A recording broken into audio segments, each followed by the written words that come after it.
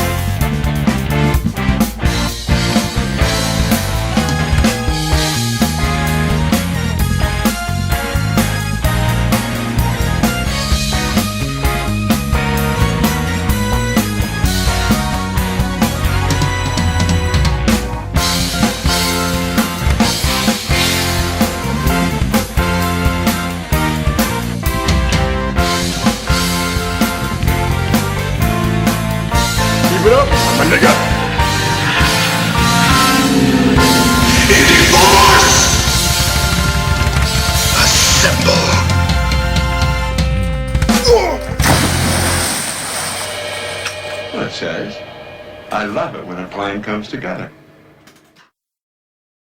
I got a cat. Pussy!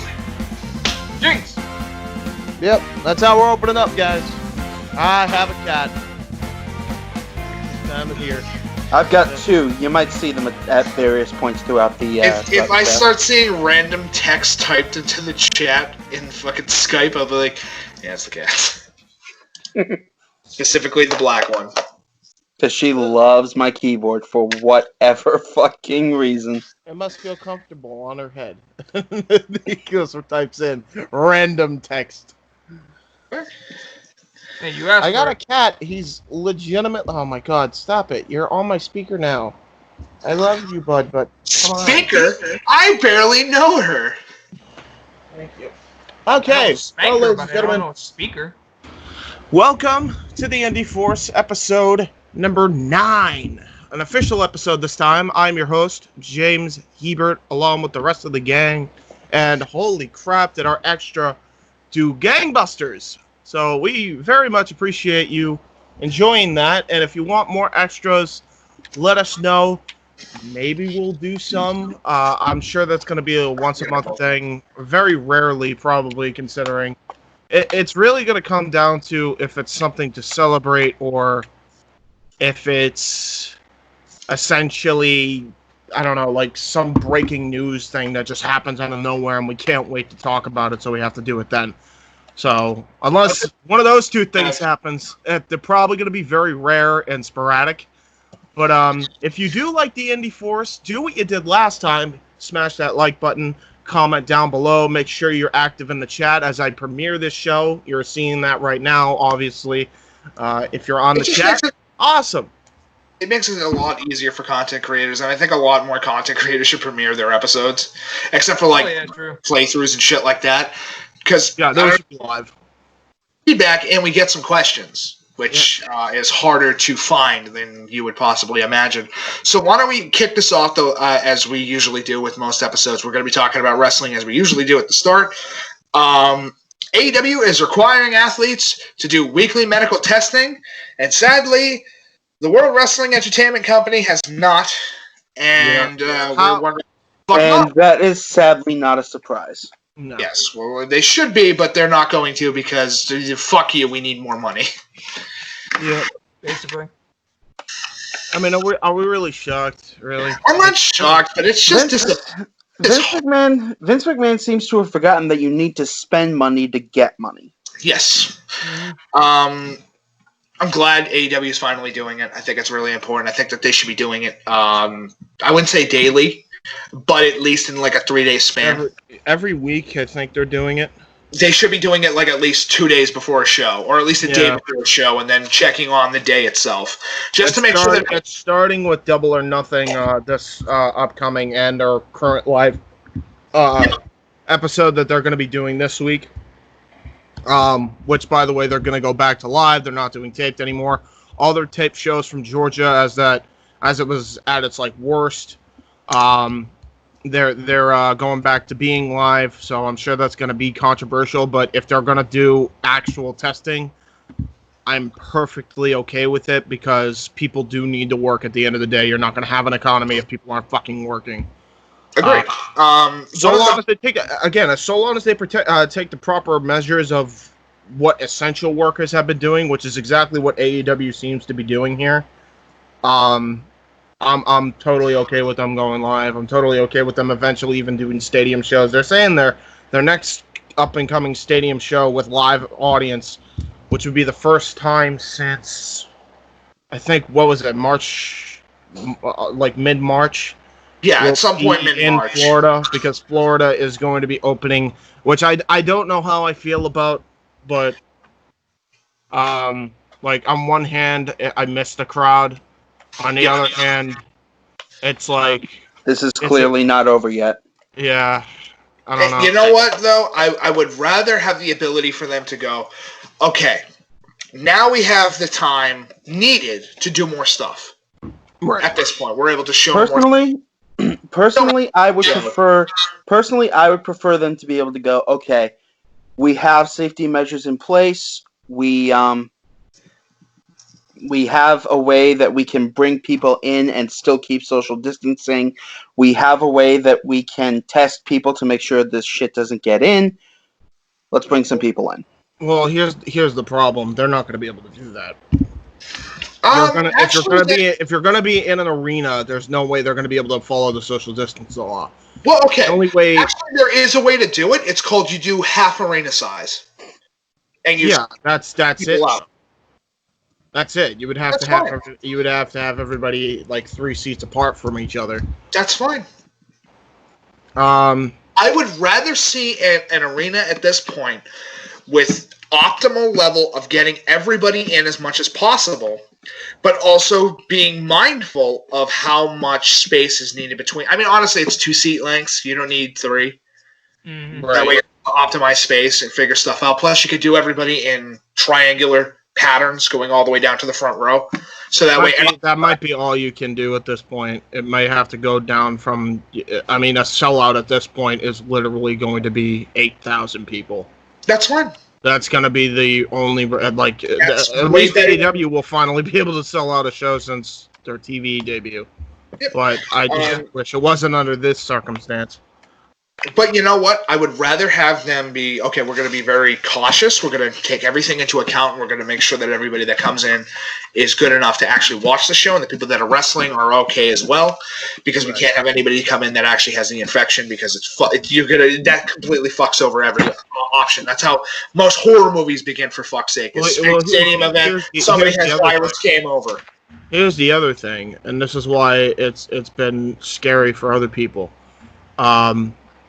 Right now, at this current juncture, you could also have it and not even realize you have it and be a carrier of it. True. So that's another concern. So even if you do all that testing, you could do it most likely for the athletes, because I assume they're going to have the proper measures. But you're not going to be able to get every fan, even if you do the proper social distancing, to test and be able to be in that arena without it being a serious hazard to the rest of the people in the arena. I say, I don't know. I would rather see the attempt than none at all, and not do what WWE did. Which is basically give up. We have huge-ass arenas, and there's nobody fucking in them. And it's like, what's the point? The AEW was able to do it and get away with it with specific factors of not being around for 100 fucking years. Baby faces on the other to make it work. Yes, they were able to actually do things. They at least had an ambiance of some form of crowd. So and I'm sure those everyone was tested there before they actually went there. But you know what I'm going to call WWE at this point, if you don't mind. Yeah, go for it. Trash. This is Grandpa telling you a story wrestling. That is exactly. I think folks at home. That is exactly what it has become. It's not interesting. The characterization of most people has become the same fucking thing.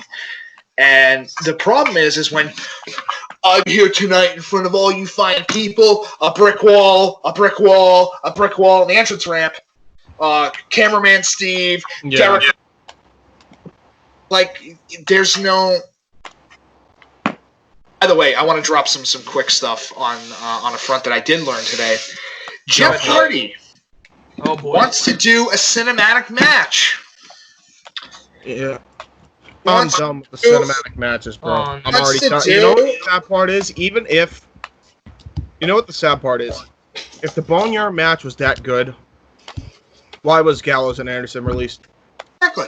That's all I gotta say. That's all I gotta say. And even if that did split people's perceptions on what the WWE could do, they're already overkilling this gimmick. Absolutely. Now that's what they're going to do now is cinematic matches, and they're going to kill the concept dead like they did with every. Are you ready? Are you ready for the new cinematic match by Jeff Hardy? Oh no. We're gonna do, and I can't fucking understate this. I'm gonna make sure that I have my information up here. Okay, here's what it is. Before you start, will drugs be involved in this? I mean, it's Jeff Hardy, so it's like a 60-30 shot. It's Jeff Hardy, so drugs were definitely involved in the creation of this idea. Listen, it's a 60-30 on the fact that he'll definitely be on drugs, and that 10% is in case if he's on two drugs at the same time. And bonus points if those two drugs are cocaine and heroin. Wouldn't shock me. Or cocaine heroin, or heroin cocaine. He wants to do a motocross match. A what? Motocross match. In other words, dirt bikes. Can't wait to watch pro wrestling fucking Excite Bike. Okay, Great. when I first heard that, I thought they were going to use jet skis to fight. No. It's gonna be motocross. It's gonna be fucking. Yeah. If you're talking about jet skis, that's aquacross or watercross, depending on. Boy. You know what? I don't want it. I want it. No, I don't want to do it. He talked about it on Corey Graves' podcast. I don't care. You know what? I realized something. What'd you realize? Jeff is gonna die doing something stupid because he's retarded. Oh yeah, absolutely. I can't feel bad for him. James, I made a comment to Casey, and I was. This is how he got injured. Was via a motorbike accident. He was out for like a whole year when he was with Impact because of a fucking motorbike incident. No, but let me put it like this, if you don't mind. Yeah. When did WWE become 1999 to 2000 WCW? Can I explain what I mean by that? 5 years ago. Can I explain what I mean by that? If you don't mind. Yeah. Explain. Back in the day, for those that aren't interested in the Monday Night Wars, if you're not, then that's fine and that's fair. If you are somebody that enjoys the nowadays scope of wrestling, or if you like the classic stuff, you can. Back in the day, and this is prior to 1999. I just want to give the example of this is the worst year for WWE. Way back in the day, Hulk Hogan has a match with Paul Wright, also known as the Giant, a.k.a. the Big Show, a.k.a. the largest athlete in the world, yada, yada, yada. Yeah. They had a monster truck sumo match. Yeah, fuck yeah, that's exactly what this is. They collided monster trucks.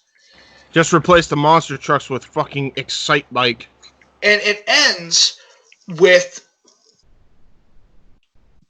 Hulk Hogan throwing the Giant off the roof of the stadium that they're on. So he's dead in canon. He would be fucking dead. That kills the concept. But because he's dying, he survived and fought him for the belt and won it with the help of DT. He just don't worry about where he landed. That's not the important bit. The important bit is that for some reason WCW thought, you know what would really get the kids to watch? What if we did monster trucks? No. WWE's doing that now, going, you know what would get the kids to watch? Motocross. When the fuck was the last time you watched anything motocross related? WWE at this point is becoming the X Games. Yeah. When does if we're doing I'd rather watch the X Games. Dumb shit, when does Darby Allin get his fucking mega ramp where he does coffin drop halfway? Oh, actually, that'd be pretty fucking radical. That would be pretty sick. I'd watch that. And it works with the gimmick. Why, out of all the people, would you let? But if they let this happen, he wants to do this. I want to put that out there. He wants to do this, and he wants to have his. Correction. Jeff Hardy wants to die. Let me cause more potential pain for myself so I can keep relapsing to the drugs that keep getting me in trouble. He is both retarded and retired. Can we please fucking force him into retirement? Force him into retirement. Isn't this because his last match? Jeff Hardy is dead. No one cares. I don't care. No one wants to see this man do this shit anymore. Have him retire for the love of fucking God. I know if you're WWE, you don't let it happen. Just don't. Listen, it would be one thing if you said, we want to do a ladder match. We want to do an Inferno match again because we want to do a whole thing with Kane and do something with Kane. We want to do whatever. As soon as you bring outside elements that make no fucking sense to appear on a professional wrestling show and make the fan go, is this on paper? What? When? What? Yeah, I wouldn't even want to watch this on free Fuck TV. That. Dude, I don't care. It will Give me wrestling. Give me investments of storylines. Give me character development. Give me shit to sink my teeth into. And to say this, I saw a comment, I guess you could call it. I'm not going to really call it a comment, but a discussion that was talked about on one of the Discord pages that James and I and Casey are on, where we promote WYW and at least try to get that show out there because we want to provide extra content. I know people enjoy what they like. Hopefully, if you enjoy the show, please let us know. Right. So this is the discussion I saw. What is your wrestling pet peeve? And I think I finally found mine. When it's no longer wrestling and we're focused on dumb, stupid horse shit that has nothing to do with having a match. These are two great examples. Let's grab monster trucks and let's grab, I don't know, motorbikes. Oh, and let's have a ring in water where if the opponent gets thrown out of the water, they land in the water and the water explodes. That's real. That's WCW. They're doing these now. It's stupid. And the only reason they're going to do it is because if they don't, they're going to lose Jeff. And because they see. At this point, I don't care if Jeff walks. It's Jeff Hardy. You know what? I'm gonna just do a quick search. How old is our boy Jeff Hardy now? I think he's in his mid to late 40s. I would probably guess so. He's been wrestling since he was 16. Sorry, 16. Lying about his age to the company that he still works for, by the way, which I'd be fucking heated at him about. Jeff Hardy here is 42 years old and looks like a 50-year-old man. He looks like shit. He does. He looks like shit. He's put his body through so much shit and so many drugs because of that. And a lot of that's his own doing. But I don't want to see it anymore. And I'm sure his family is fucking concerned. Beth especially must be. This isn't even the stupidest idea he's ever come up with, being stoned off his ass. Do I have to remind everybody of it's Willow? I knew at one point you were going to bring that up. Oh, I have to bring that up because that's what he's like on drugs. You want to see that gimmick? That gimmick is just fucking a nightmare. It's a terrible design. It's just a terrible idea. And you want to know the sad part? Matt Hardy got clean of drugs and came up with a character that was similar to that. Well, delete Matt Hardy is the most fantastic thing in the fucking world. That gimmick had no. Damascus. That gimmick had no business being as good as it was. Casey, I'm going to counter your point. It absolutely did. Can I tell you why? It's the most original thing wrestling has had in it for the past 10 years.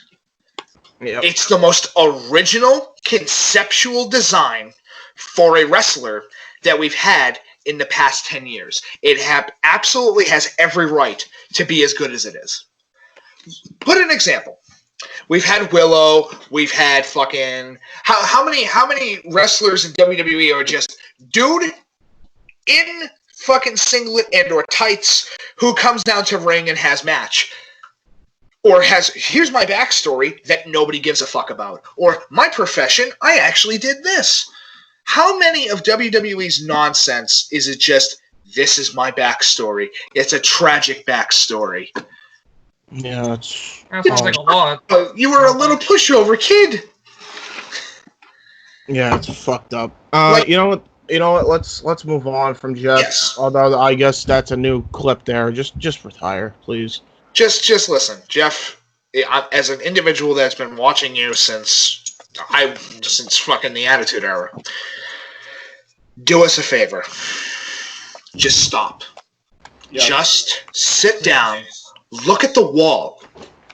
And if the wall starts talking to you, go back to rehab. Yep. And finally... No, you know what? No, here's the thing. The only way he gets clean is if he stops wrestling. I'm convinced of that now. I'm convinced that that's the only way he's ever going to stay sober and not fucking relapse. As we've talked about, I'm done giving him chances. As we've talked about on multiple podcasts at different times and in different moments, we've talked about how good the Broken Matt Hardy gimmick is. James, you have a shit ton of videos just talking about that gimmick to begin with. But here's the problem. Jeff was megastar, but when later in life he was the same shtick. Here's Jeff. I climb up to the top of this structure and then I jump, and that's about it. That's every single fucking Jeff Hardy match. Where Matt, and I'll say it, he is the more technical and more responsible brother than Jeff. 100%. And as a yeah. At the end of the day, should have put all your fucking chips on him. I'm done giving him chances. And by the way, the one thing I will defend WWE on. Hey Jeff, WWE does not need to help your ass when you keep putting yourself in the same situation, you daft cunt. At some point, Dark Side of the Ring is going to have to cover the Jeff Hardy whole debacle. Are they also going to talk about the time where the company decided to fucking say that his brother burnt his house down and killed his dog? As a part of a storyline? Yeah. Why? I'm not saying that it's innocent in that regard. Absolutely, But at the end of the day, Jeff put himself in a lot of these fucking situations at the end of the day. And you know what? There was a point, and I felt sorry for him. I don't feel sorry for him anymore. No, I mean... That's how ridiculous it's gotten. I don't feel sorry for him anymore. He chooses to still wrestle, which means he is choosing to go back and relapse because he has no idea how to cope with the fucking pain. That's the only way he gets clean. Because clearly he's not responsible to not go back and try to cope with the physical pain with that shit. That's what it comes down to, people. If you want the horror stories of Jeff Hardy, just watch TNA. Yeah. Literally, go watch TNA where this fucking idiot decides, I'm going to go fall on these stairs from about 20 feet off the ground and then knock myself out and not be able to continue the match, or have literally the worst wrestling match in history because I was so fucked up that Sting beats me off of a roll-up pin. Keep in mind that was after, and this proves my point. This is after his series of matches with Ken Anderson, where he took the worst bumps I've ever seen a wrestler take, and he was giving the move to Ken Anderson. That tells you all you need to know. This guy's a fucking dumb shit. But anyway, And he just puts to point out himself in before this we move on. situation. I can't feel sorry for him. I cannot feel sorry for him. Can anyone else feel sorry for him? Honest to I God. feel sorry for buying this piece of shit. dude, that is censored. You see That's it now? ironic. Not anymore. There you go. Yeah, the Jeff Hardy DVD. It's terrible now that I look back on it. Oh yeah, because when you realize that his entire career is drug addiction and just mental problems, it's more sad. Because he did all those stupid spots. Listen, I get in your profession that you have to get yourself over. But as I've said, and I'll say it again, I would rather watch Okada versus Omega than watch Jeff Hardy fight Umaga. Yeah. It's a better match. Oh, You know what? Sad. You know what's sad? Almost kills himself. What's the fucking point? If your athlete's dead, guess what? You have no athlete. He's fucking dead. You know what the sad part is? Matt knew, and that's the thing. And I think this is ultimately why I think he left WWE, because WWE was having him still be Jeff Hardy, have Jeff Hardy be Jeff Hardy, and he was doing dumb shit, stupid stunts. He even knocked himself out in Hell in a Cell in his match with Randy Orton. I can't watch his matches now. No, without wincing. I'll watch them, but like even the TLC one, which is a fucking classic, I can't watch it without wincing, and like just looking at it and just like, fuck, like Jeff all the damage that he willingly put himself through for what? Jeff Hardy's life has been not an easy one. He's been training since he was a little kid, and that needs to be said. He is a phenomenal athlete, and we just want him to stop being a drug-addicted moron. And that's the main reason I'm saying it, honestly. Who constantly... I think he needs to retire, because that's the only way he will be clean. And exactly. And I agree with you, and I bet, Case, you agree as well, and so Absolutely. do you, Nikos. Quick question before we move on. James, Mike, do any of you happen to know whether Jeff Hardy was clean during his brother Nero run? No, absolutely not. I think he was relapsing even then. Although he was clean after that first relapse, and he wasn't taking nearly the amount of bumps he usually would, and a lot of the bumps he did take were a lot safer than the ones he did prior. So that was promising? However, it was pretty much like WWE is just like they only know the Hardy Boys, and at the end of the day, while I can give WWE shit for that, at the end of the day, it comes down to the fact that Matt, and I think Matt even realized it, and that's why he fucking left, because it was a lost cause with Jeff. It was a lost cause with Jeff. Like, what else can you fucking do? At the end of the day, he cannot protect his brother from his own stupidity. That's it. And that's why he left WWE, ultimately, I think. And that's one of the reasons he won't reveal on the Talk is Jericho podcast or in any other incarnation, kayfabe or otherwise. He will not reveal that that's the reason. But I guarantee you that was a motivating factor, because he was sick of babysitting his brother. Dude, if I was in his shoes, I would be too. Jeff Hardy's downfall is just a result of his own self-deception. Right. Everyone saw this coming, and yet, you know. Dude, Rebby Hardy, who's a savage on Twitter, by the way, said it best. Called out Beth Hardy, called out everybody in on that side of the family because she gave shit to Matt, or no, because Beth Hardy gave shit first, by the way, to Matt Hardy for not being there for Jeff. Why does he have to be there when he fucks up? It's his responsibility at the end of the day. I understand certain things you cannot help. Certain things. That's a whole different story when it's you putting yourself in this situation. Jeff Hardy could have backed out.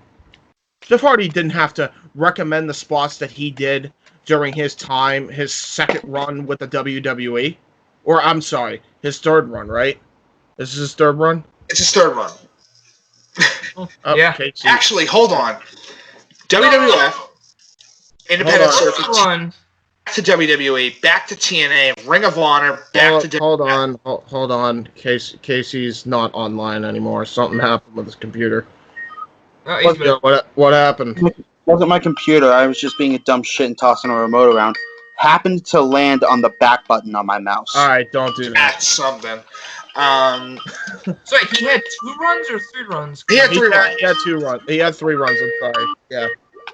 So this Casey, is if you hit the side button on your phone, you'll be able to turn that off. I was hitting the side button. It wasn't going, so I just hit. Don't worry about it, man.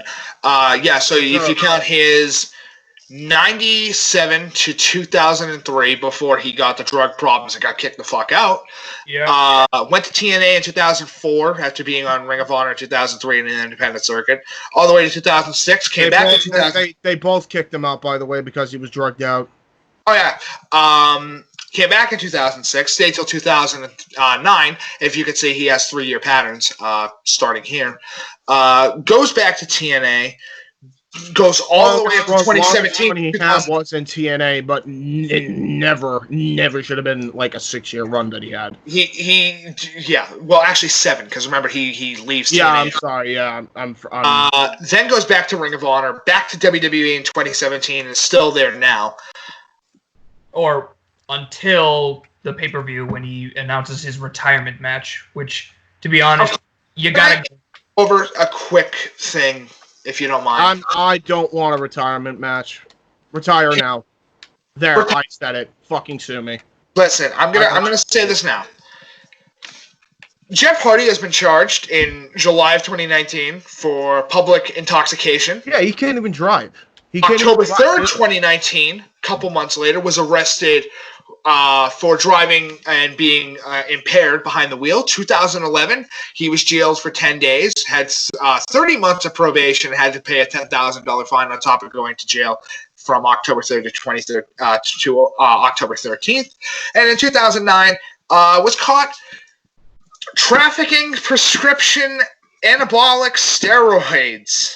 Oh, wow. In his house, having Vicodin, Soma, and cocaine. Didn't he get his driving license revoked after his recent arrest? Yeah. And he cannot get it back. By the way, he can no longer. I would never let that He can no longer fucking drive. Basically, he will never drive again. And I wouldn't trust this guy riding a bike. I wouldn't trust this guy walking down the fucking street. What are you talking about? Yeah, and that's another thing. He wants to do... I'm pretty sure that's illegal if you do not have a license. I'm pretty sure... Next question, how is he going to do this motocross challenge if he doesn't have a license? I'm sure he thinks he'll find a way, but unless WWE wants to... You know what? I'll be surprised if WWE lets him fucking do it at this fucking point. And at that point, I will be shitting on WWE because that's just dumb. But... you cannot do that at all. Especially if you film it. They're going to fucking arrest him immediately, and they're not going to let him go for, I think that's like a 10-year sentence if you do shit like that. You can't do that. You can't drive anything without a proper license. Mm-hmm. I mean, unless you want to drive those fucking kiddie ATVs. I don't know how that's going to be entertaining television. Listen, I'll say this. We've talked about Jeff Hardy. James, you and I have talked about Rob Van Dam. He's a big stoner, but you know what? He's still a good worker. We've talked about X-Pac and his fucking terrible heroin addiction that he finally got clean of. We've talked about Scott Hall and his alcohol problems. We've talked about... Yeah, notice how Scott Hall knows that if he goes back to wrestling, he'll go back to relapsing. Notice how he's not wrestling anymore. Because what's the point? He already has... He has one of those... Well, because Scott Hall has a shit ton of money. Yeah. And on top of the fact... brain. And on top of the fact, how many times has our boy Jeff here gone into the church to get married, then to come out of the church, and then years later come back into the same fucking church with a different woman? I don't. I'm just saying, dude. His idea of commitment just doesn't fucking work. If he can't maintain a relationship, that motherfucker can't maintain his actual drug addiction. Dude, his ideology of a commitment resembles that of a 15-year-old boy in high school. You're not wrong. Like I I know this is like everyone. I know there's going to be a lot of fans of Jeff Hardy that are probably going to be like, "Why don't you give him a chance?" No, we've given him plenty of fucking chances. He's been how many chances have we given him? We've given him chances in two separate stints in the WWE. We gave him that. We never should have given him a chance after his fucking thing with TNA. James, don't even get started on that debacle. But we still let him. But we still were like, okay, let him wrestle. He does it again, and you're telling us fourth time's a fucking charm? No, fuck that. Retire, or I don't feel sorry for you. Plain and simple. My good sir, he's been wrestling since 1992. He was a part of the Hardy Boys in 1998. It's time for this old dog to go to bed. I'm done. Mm-hmm. I'm done. It's time for him to go to bed and have a nice lengthy retirement, because it's getting to that point now where I don't hate Jeff. I don't hate Jeff. I hate the fact that he is a drug addicted moron. Yeah. Oh, true. I hate what he becomes when he's the drug addicted moron. Now, it's only because of the major fact that, spoiler alert, I had to pay for the fucking pay-per-view where he decided to take the goddamn fall on Sting. Or should I say, solo around the ring and sit in the corner for about 10 minutes against Sting. I had to pay for that pay-per-view. And I will tell you this right now. The day he retires, I'll consider that a down payment. I'll say, you know what? You had a nice long career. You did everything you had to do. You have some of the most memorable moments in wrestling history. But it is time for your ass to go to bed. Yeah, I'm done. So we're going to cut this topic here. To get back to what we were originally saying, AEW is actually doing medical testing for their athletes where WWE isn't. Yeah. And to prove that example, Jeff Hardy is the biggest fucking example of WWE never doing anything medically testing with any of their athletes. If you want, Nikos, you can read that article, or I can read that article, either way. Sure. Just give me 1 second. Now, for the record, this comes from WrestlingInc.com. So, good. And they're very good sources. I'll say that they're very good at keeping their information on top of things. Yeah. All right. So, AEW to administer medical testing at upcoming TV tapings. This was posted on WrestlingInc.com by Mark Middleton. AEW is set to have on-site medical testing when they resume live TV Dynamite TV tapings from Daly's Place in Jacksonville, Florida next Wednesday. Excalibur, Jim Ross, and Taz revealed the news during last night's AEW Dynamite post-show on YouTube, which you can see above. It was noted that every person who enters the building will be subjected to these medical tests. I quote, "That's sometimes that we insisted upon by our management team," Excalibur revealed. "If we are going to resume these things, we need to keep everybody as safe as possible." End quote. Right. There's no word yet on if AEW will be testing for the actual COVID-19 virus. As we've noted, WWE has required medical tests for their TV tapings at the closed set performance center, among other safety measures. Those tests include fever checks, weekly forms that ask questions about potential exposure, and more. Well, hold up for a second. WWE claims that that's what they're doing. What has already been reported by the Wrestling Observer and other places is they're literally only taking their temperature and having them do a piss test. That's not how that works. That's how they're doing it, though. That's not how you do it. AEW's doing it a proper way. Great. I'm glad that this multi-million-dollar company is doing the equivalent of a fucking TSA fucking check if you have drugs up your ass. Yeah. Could you spread them open, sir? Now it's just shit. AEW, from what I understand, the way they're doing theirs is, yes, they're doing the temperature check, but they're also doing saliva spit checks. They're doing doing full body check. That's what they're doing full body checks. They're making sure that they're not coughing. They're and just all the they're making them do the questionnaire as well. But they're doing more than what WWE is doing, and WWE is a multi-billion-dollar company. Or, I'm sorry, was a multi-billion-dollar company with the amount of fucking shares they've been selling now. But anyway, continue, Nikos. Fork leads with national audiences, which covers AEW and WWE, were allowed to operate as essential businesses in the state of Florida, but they must follow certain guidelines to help stop the spread of the coronavirus. You can see the comments below the site. Right. And that's it. Yeah, I'm fine with it. I mean, I'm hoping we can get to some form of normalcy so long as they're doing the proper measures to make sure everybody's okay. Listen, I trust Cody, and I trust Tony Khan. I trust Tony enough to be like, you know what, he's smart enough to not. He's smart enough to listen to the younger generation that's underneath him and go, okay, maybe they're right. You know what the thing about it is, as risky as it is, and I'm not saying it's smart. They probably shouldn't be doing it for all intents and purposes. I say they definitely shouldn't be doing it. But I at least appreciate that you could tell the wrestlers are probably pushing for it, whereas in WWE they don't want to do. They don't even want to show up for work. There's a huge difference here. I think it's a collaborative effort by everyone in AEW that they look, virus be damned. We got to do this. We got to provide something because we're passionate about this. Exactly. And that's more than I can say for WWE here. And again, as I said, I don't blame them. Why are they going to show up for work if they're not even going to be listened to from a creative standpoint? Never mind their health. Now, is their priorities a little skewed? Probably. That's a whole different debate. But if you let wrestlers have creative freedom, wrestlers are some of the most passionate motherfuckers on the goddamn planet. They will not let anything stop them from fucking working, even if it's in front of their own peers.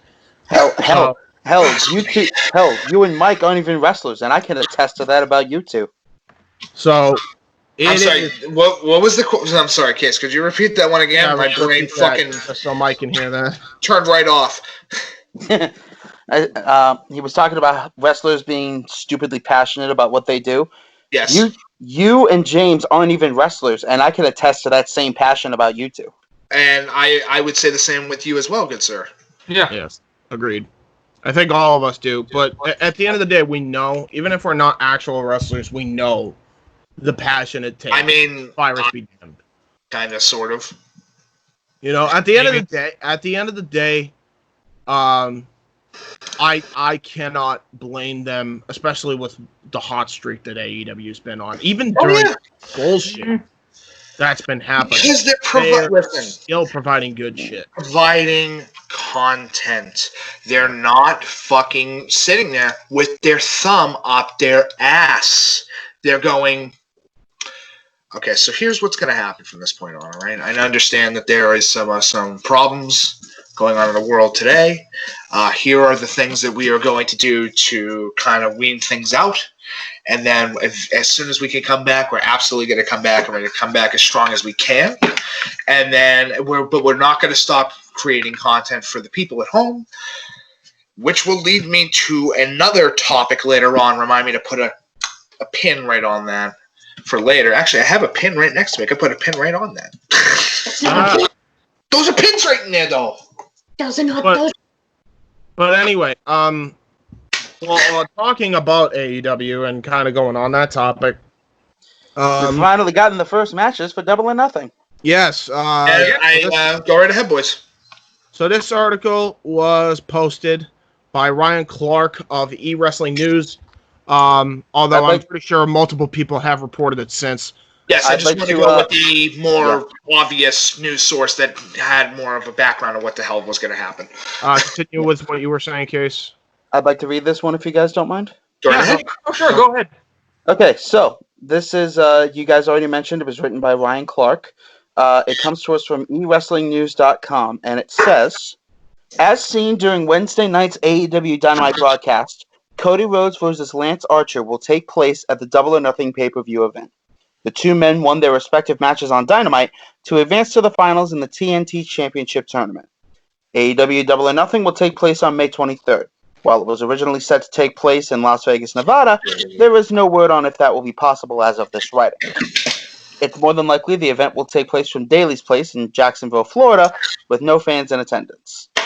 I think Daly's Place is going to be their home for a while to come here. It's a lot better home than the Impact Zone. Yeah, at least it's spacious. Last time I think they were in Daly's Place was, technically speaking, the match that aired between J-Hebert and Jon Moxley. Question for you, because this is a good idea. This was actually a good idea by WWE. I'll give them credit here. On NXT, and not that I saw it, but on NXT, they had Morrow and Beth and Nigel from different various locations. I think they were at their homes, calling the show from their homes.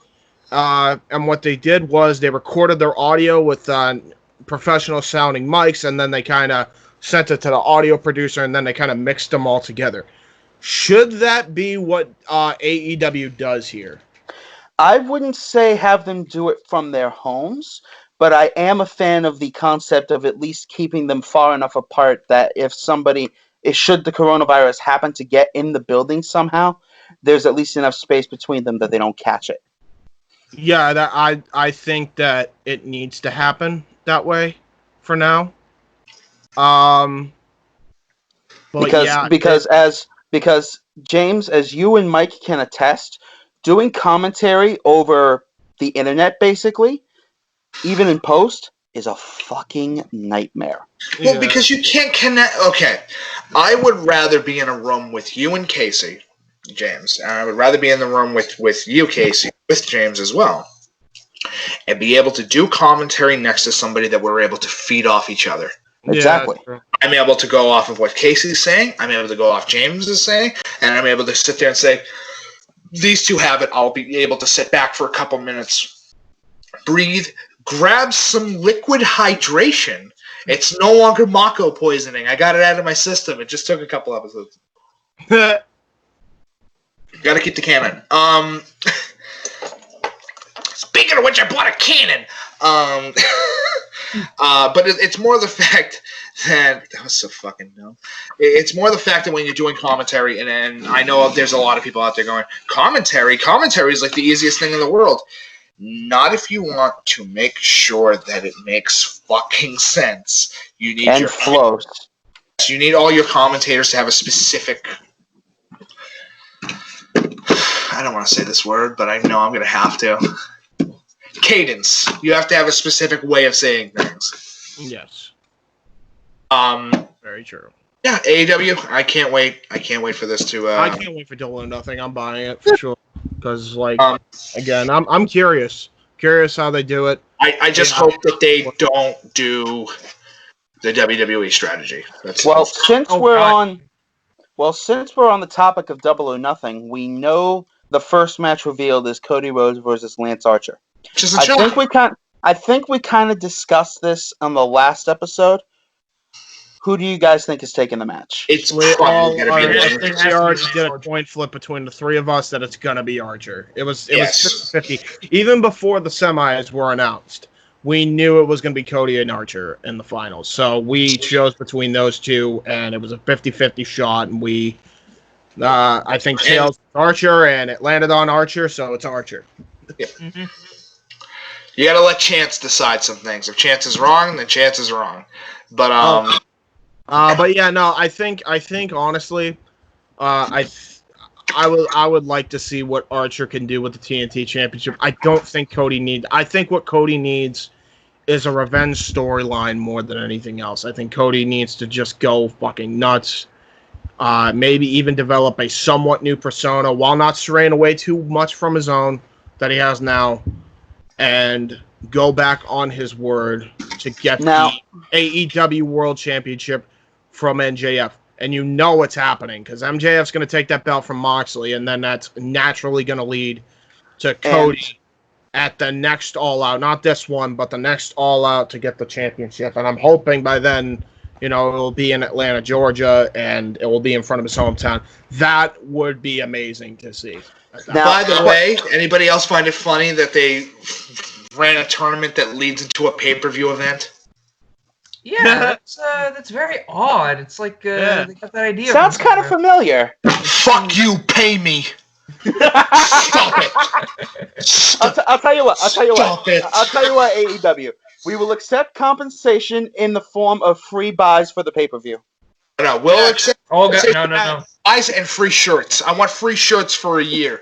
No, it's whatever. I've already said. I'm tired of wearing this shit. Okay, I get it. I'm Luco Lucky. Fucking. We jest, of course. We jest. We're kidding. Oh, and really quick. Obviously, again, if they're taking ideas from us, great. I'm happy. And really quick, so I don't forget. I know Martin's probably going to be in the chat on this when this episode comes out, so I might as well do this. Yeah. I got something from him that went, "I don't believe that you're the voice of Michael X." And you go. And I reply with, "Are you out of your fucking mind?" To which he shits his pants. That's why I put that in there, so that way there's some video proof that voice comes out of me with no editation, no nonsense. James, I swear to God, if you put a fucking filter effect right before I say this, I'm gonna be so fucking mad at you. I'm just gonna zoom in on your face. I'm just gonna zoom in on your face now. Yeah. I'm kidding. Yeah, it's just an example. Speaking of pay-per-view / company nonsense, WWE has gotten support from Florida governor. Yeah, because why not? What the fucking do? That's why they're going to I probably didn't even mention AEW either. Even though they've been doing more business for WWE than freaking NXT has ever. AEW just as if Florida go to Florida. As if Florida wasn't stupid enough. I have a friend down there. I have a very dear friend down there who a couple of you might have met, who lives down there, and she says, "Holy balls, I want out." Yeah, I don't blame you. I tweeted at her. I said, "Hey, Massachusetts could use a few smart people." Hint, hint. Honest to God, Florida is like Massachusetts resting home.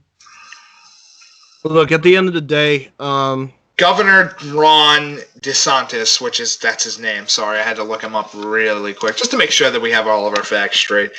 Decided to the citizens of Florida that the citizens of Florida's best interest is in the WWE being an essential business. No, it's not. Okay, listen. Dude, all right, look. To Governor DeSantis. Count NXT, sure, but even NXT. No, it's not wrestling is not an essential business. It's a pastime like fucking baseball. It's what you put on the TV when you're sitting there going, you know what? There's football, there's baseball, basketball. I'm gonna tell you. I want to watch wrestling. I'm gonna be pissed if they do a double standard by trying to get the AEW out when they're doing their show. If they have the balls to try that. Okay, so let me just say this really quick. So Ron DeSantis, DeSantis, DeSantis, or DeSantis, whatever your fucking last name, who gives a shit? Decided that because of the COVID-19 situation, we need to make sure that everybody can watch their entertainment. Ron, do you know what wrestling is? Like, no, I'm not talking about your college wrestling where you have obviously the one gay kid on the team that's constantly touching the other guys in the crotch area in order to get the most powerful dip twist. You gotta hit. Every collegiate wrestling team has that one male. Every single one has somebody that wants to hit a pile driver but can't because it's not that type of wrestling. It's a different type of wrestling. In fact, it's not pronounced wrestling. It's wrestling. It's wrestling. So yes, we know Vince McMahon is in Trump's cabinet. That's the only reason. The fact that your fucking stupid ass went, you know what? Wrestling is. But no, he's not even just saying all wrestling. Now he's saying all sports. Because they're going to be opening up all sports for fans. Sports I guarantee is not you. essential. I guarantee you, he only said all sports to cover his ass. He said all sports to cover his ass. But No. Well, no. I'll tell you why it's not just all. It's not just WWE. Although Vince, I'm sure, started this whole thing. To be honest with you, I need you to stay open. Clear. Only way to gain more power. I need more money. Vince is not the only one in Trump's cabinet. Fucking baseball, football, all hockey, basketball, Dana White. Yeah, boys, you're not understanding. I need you to get it from my perspective. If I do not get the chance to watch a single inning of baseball at night, my hair gets too poofy. It is the only way for tired little old me to have the ability to sleep and make good nights. Now, channel if you're that's the point. Yo, as much of a dick as he is, that's the point where even Vince goes, "Damn it, Don, you're a Hall of Famer. Is that not good enough for your nights?" I'm sorry. I'll say this. I don't want to take anything from Vince and Kevin McMahon for the fact that he goes, you know who we should put on our wrestling show? I don't know, Vince. Who should we put? We should get that new comedian, Drew Carey. I forgot that he's in the Hall of Fame. He was the first fucking major. He had a whole storyline with Kane. He had a whole storyline with Kane. Storyline. That's disrespecting it. Sorry, he had a whole schmoz with Kane where he goes, "Here, take this money," and Kane goes, "No, thank you, but no. I'm the good. I'm the bad. I don't know what the fuck." At the end of the day, I don't support WWE doing this. I don't think wrestling should really be essential, unless, of course, it's in front of no fans, whatever. That's fine. God, what the fuck is Ring of Honor doing? But again, I think it's just it's frustrating me because reality is there's two different sides to this, and you look at the AEW side, they obviously want to work, and they obviously want to make that show feel good. These guys are willing to fucking... You know that these guys are willing to fucking actually go out there and perform even with the conditions of what's going on right now because they talk to people that gave a shit. Yeah, with the WWE employees, WWE wants to work contract because of the creative freedom and is just absolutely stifled. And at the end of the day, that's why I will never support WWE over. Name how many people WWE has let go in the past couple months. How about the fact? Oh, here's another one. How about the fact that they literally have pretty much blackballed Roman Reigns because he chose his family over being creatively stifled in his own fucking health. Now, if I was Roman, Roman, let me read their statement. They don't have to work if they don't want to. Yeah. Wait a minute. Didn't he say the exact same thing about the fucking... Didn't he say that to Rob Van Dam when they did the Tribute to the Troops thing? And he goes, yeah, I'd rather not go to another country and get shot at. I'm fucking good. No, thank you. I'm good. And then they go, well, okay, Rob. I mean, you do what you want to do, but you really should come. No, I don't care if Vince is telling. They actually did that? They fucking they were going to force him to go, and he went, fuck that. I'm not doing that crazy shit. Are you out of your mind? Listen, I watched my kid go play in the fucking sandbox. I am personally not getting on a plane to go travel 27 miles or 27,000 miles to go to some fucking random desert in the middle of nowhere to wrestle my ass off in 115-degree weather. You're out of your fucking mind. Yeah, no. Especially in a location.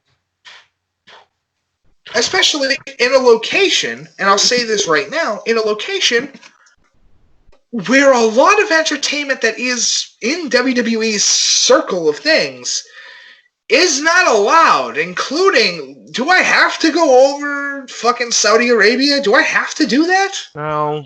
No. They're wearing full body suits. Whole dictator prince Hell no. How about the fact that they've already produced that a lot of that figure from the Saudi deal is actually bullshit, and Vince just inflated it just so we could get more, make up the difference in the stock market. Oh, absolutely. Dude, How about we No, bring yeah, that true, up? true. How about we bring up the fact that Vince is a dishonest prick, and at least Tony Khan's honest that we need to continue and because we're a new company and we don't want to lose any momentum. listen, At least he's fucking honest. Roman You know what? Reigns, Even if I don't agree fully with it, I at least respect his honesty than somebody fucking lying. like, hey, we need to make money because all of us have families and we all have kids and we all fucking want to be able to provide for our families and kids, so we want to continue doing what we're doing. That's honest. Saying, but we are an essential business. Take your head, Vincent Kennedy McMahon, in your fucking $1 million airplane and shove it right up your ass. Just put it right up your ass because I don't care anymore. None of us do. Roman left, and I hope Roman, if Roman hears this, I'll be shocked. Continue, by the way. I gotta go eat dinner real quick. Go I ahead. have not been an avid Roman Reigns fan. I've not been an avid WWE Roman Reigns fan because of the fact that Roman in WWE is intolerably bad. He is terribly written. He is terribly designed. He is not a good character. However, Roman Reigns as a human being and as an individual, continue, Nikos, my apologies. I mean, I was just gonna say the way he was booked for most of his career, leading up terrible. to getting hatred, it's insane. He was trying to replace Cena, and it wasn't going to happen. You can't replace the big guy. True. Instead of turning Cena heel and doing the obvious thing of having Cena do a lot of scumbaggy, shitty things, no, instead what we're going to do is keep him face for almost his entire career all the way up to his retirement. Make him into the new Hulk Hogan. And if people want to deny that, I'm sorry, but you're wrong. He was literally the new Hulk Hogan. His face was on fucking everything. And I know somebody's going to say, but so was Austin. But Austin's gimmick wasn't fucking, I'm the nice guy. I'm the superhero. I'm the cool guy that you want to be friends with. Look at me in my fucking, my Air Jordans, in my jorts, and wearing t-shirts with logos on them. Dude, I wear a forward cap, but sometimes I'll turn it backwards. That's pretty legit. That's fucking wizard. Congratulations. You're a 90s joke. When Austin first came out and hit the scene, he was the most impressive thing in the world because he was the first character in wrestling history that finally broke the mold and made it feel like it was actually real. That he was tired of his fucking boss, and week in and week out, he made his life a living hell. Roman's first major promo is suffering succotash. They gave him a fucking Looney Tunes line. They gave him a carny-ass Looney Tunes goofy line. That's a Bailey line. That would say Bailey when she had fucking inflatable, wacky, wavy, inflatable, arm flailing fucking tube men joke. The fact... I'll fucking cut brass tacks and I'll get straight to the point. Yeah. And if you are listening to this, do yourself a favor and go to AEW. But what you should do... and it would be the smartest thing. Write down every possible storyline WWE's ever attempted to hand to you that you rejected or said no to. And then go, here, take a look at this book of shit. Now, how do we take that shit, polish it, refine it, compress it, and heat it, and turn it into a fucking diamond? How do we do that? Watch AEW. Watch their method. Because they actually do their research. They don't fucking do storylines that the athletes would be uncomfortable doing. Can I give a great example of that? You may. And the best example is with Jon Moxley, a.k.a. Dean Ambrose. A.k.a. Jon Moxley. Yeah. CZW Heavyweight Champion Jon Moxley. AEW World Heavyweight Champion Jon Moxley. I had to put both in there because you could consider them two separate characters, but they are Jon Moxley. Yeah. All right, hold on. Hello. Yep. Don't worry, you didn't miss really too much. Are you eating fucking cereal? No, I hate cereal. It's a HelloFresh remake meal, but it's really good. Okay, cool. Fuck, I just lost my point. when Something about Moxley. yes, so Moxley was getting scripts from WWE. Now, I'm only paraphrasing the story. If you want to know more about it, you can absolutely find out the original interview that he did when he was talking about this. Wasn't this on Talk is Jericho? Yeah. I believe so. It was probably on Talk is Jericho, but it's probably appeared in other things, but he's also talked about it numerous times. It's on Talk is Jericho, I can tell you that from... They would hand him storyline after storyline after storyline, and one of them, he just said, I'm not doing it. I'm sorry, I'm not doing it the way that you told me to do it. I'm not going to do it that way. And of course, the whole joke about making fun of Roman Reigns' leukemia, yes. Yeah, he wasn't going to do it. He wasn't going to do it. When you are a part of a triple tag team, one of the fucking most iconic 3-man teams in history. The Shield is one of the most iconic fucking 3-man teams in history. And the fact that you're going to take one of the members and another one of the members, and you're going to have them talk about one of their fallen athletes and fallen brothers, and they're one of the major components, a part of their team. That's like, I'll give an example. You have Marsh, you have Brady, and you have Brewski. Now imagine Brewski disappeared, and he got his concussion and had his seizures and was all fucked up, and Moss started making fun of him to go heel. Yeah, that doesn't look good on your company. It just makes you look like a fucking idiot to write that in story. It's one thing if you want to do tag deception, things were going on, and all of a sudden there's a heel turn, and because his friend actually got something in real life that fucking ruined him, we're going to turn him face and have him come back with something that's more important. At least it's not as bad as exploiting a wrestler's death.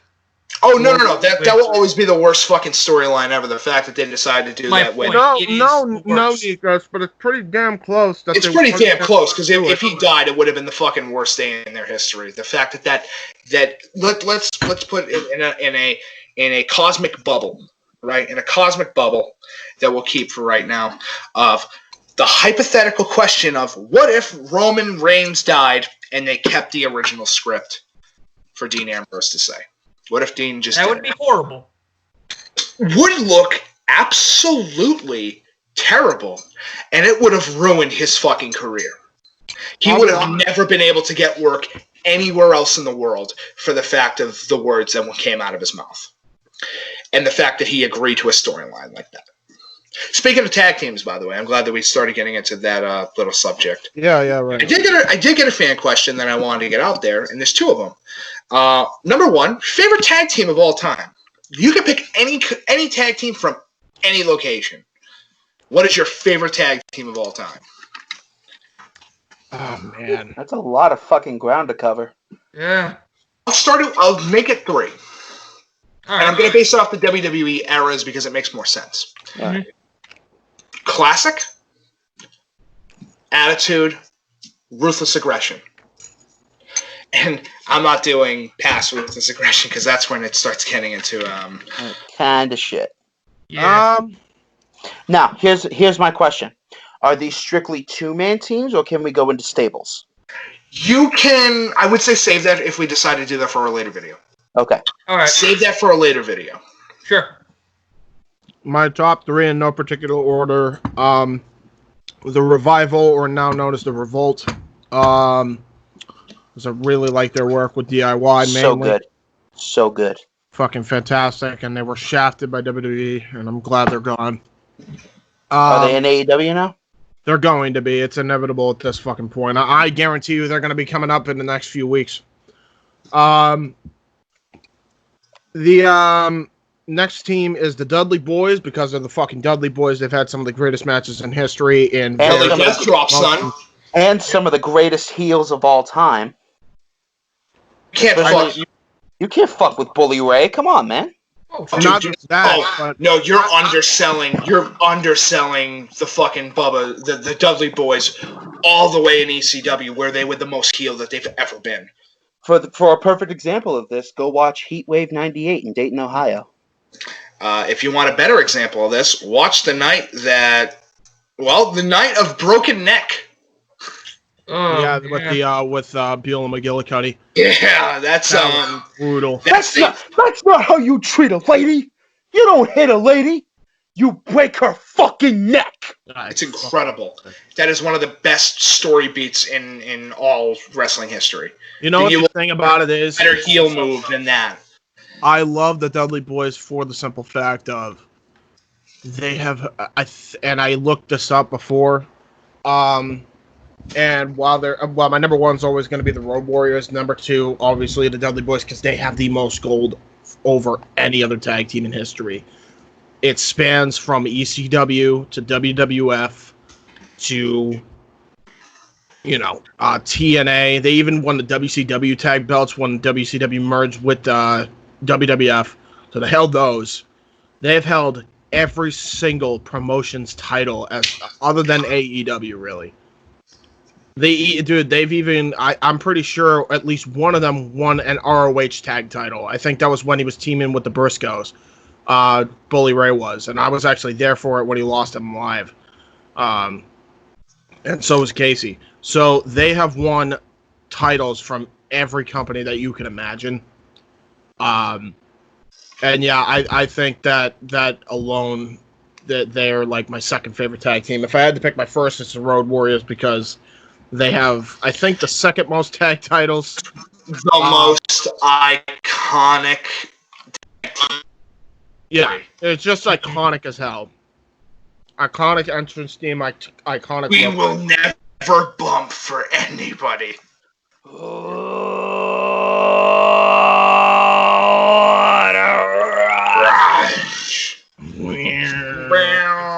Fuck yeah. It's incredible. I'm so sad. I lost it right at the end. Yeah. But it was good. That was so fucking good. Yeah, that will always forever be my favorite tag team of all time. And not without reason. Not without reason. Casey, you're up next. Okay. Well, since you assholes kind of picked all my tag teams, and I want to shine the spotlight around a little bit, All right. I'm gonna pick in no particular order the Blackjacks, specifically the originals, Lanza and Mulligan. Yep. I'm gonna pick the Outlaws, Dusty Rhodes and Dick Murdoch. Yep. And I'm gonna pick the Brainbusters, Arn Anderson and Tully Blanchard. Sweet. Yeah. What about you, Mike? I'm going to pick the Hart Foundation, Jim the Anvil, and fucking Bret the Hitman / Owen.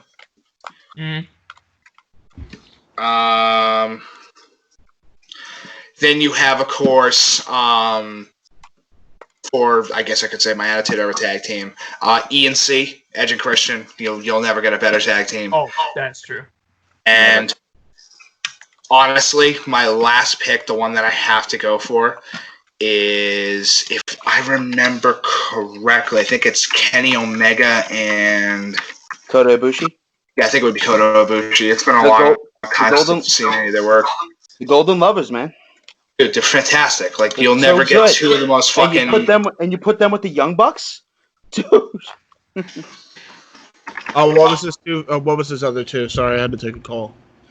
Kenny Omega and Kota Ibushi. Okay. I will be right back, boys. I gotta go do something. What's your final one?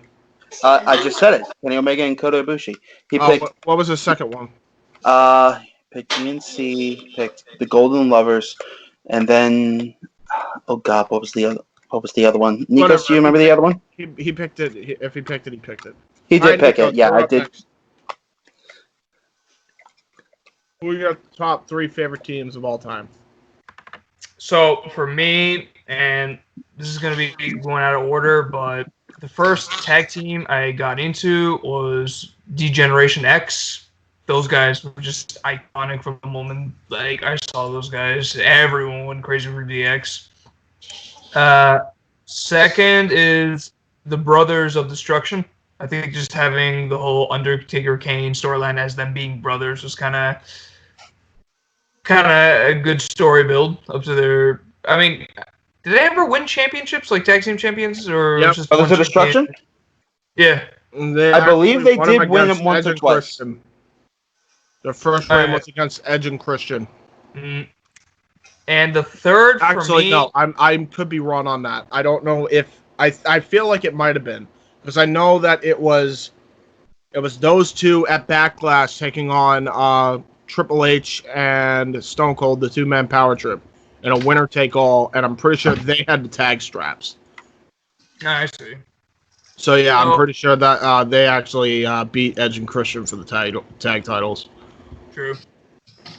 And my third tag team, originally I was going to say the Hardy Boys, but after the whole discussion with Jeff Hardy, I said no. So instead, I'm going to replace it with the greatest technical team I've ever seen, the motherfucking Motor City Machine Guns. 100%. Oh, man. Holy shit, those two rock. Dude, I fucking agree. James and I have had the honor of seeing them perform live before our very eyes. It is one thing to see them on television. It is completely another to see them live. It's like it was nuts, amazing. Like, there's no words that can describe the way that ring. And on a personal note, I actually got Chris Sabin to point the guns at me. It was great. Yeah, I was actually on shot with Alex Shelley and one of them. That was so cool. Those guys, Alex Shelley and Chris Sabin are the fucking greatest fucking. I'm so sad Alex Shelley had to retire right now. Fuck. Yeah, it's a shame, but what are you gonna do?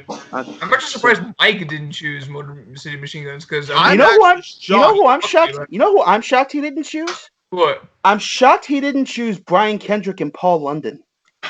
Who? Me? Yeah. Yes. Hold on. Well, Mike, that was a thing. We just got over. Could you have imagined back in the day, Paul London and Brian Kendrick versus the? I think you boys are forgetting about the ECW's greatest tag team of all time. Rob Van Dam and Sabu. We're just listing off teams. Yeah, we're just listing off great teams at this point. Hey, no, I'm just saying. Favorite company. Who wants to go first? Raise your hand. Well, we can all. Fuck. We can all agree. We can all agree. None of us are picking WWE. Oh no. Yeah, but can I say WWF? Yes, WWF. You can say. Yeah, absolutely. That's fair. Mm-hmm. Yeah, same. I don't know about WWF because now it's like I don't know if it's to me. It would have to be between two. They have to be Ring of Honor or AEW. Fair. A very close third is ECW, but just because of while they highlight a lot of awesome moments in there, I realized that it wasn't always perfect. And while I'm not saying AEW or Ring of Honor are perfect either, I feel like it's much more pure like athleticism. Oh, great. I love athleticism, you know what I mean? True. Athleticism with character development. Excellent. That's what I like. Good, sir. What about you, Case?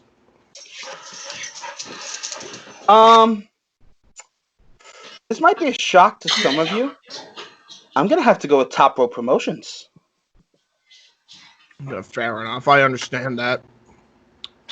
You may want to do a little thing called explaining to the people that have no fucking idea what you're talking about. Yeah, right? Because I'm pretty sure Nikos has never It's heard not of like them. you can, dude, it's not like you can go online and be like, well, I found Top Rope Promotions videos. Although, to be fair, they are on YouTube. No, Top Rope Promotions, for those who don't know, is a wrestling promotion based out of Fall River, Mass. and Northern Rhode Island. They've been around for almost 40 years. They're strictly a New England-based independent circuit,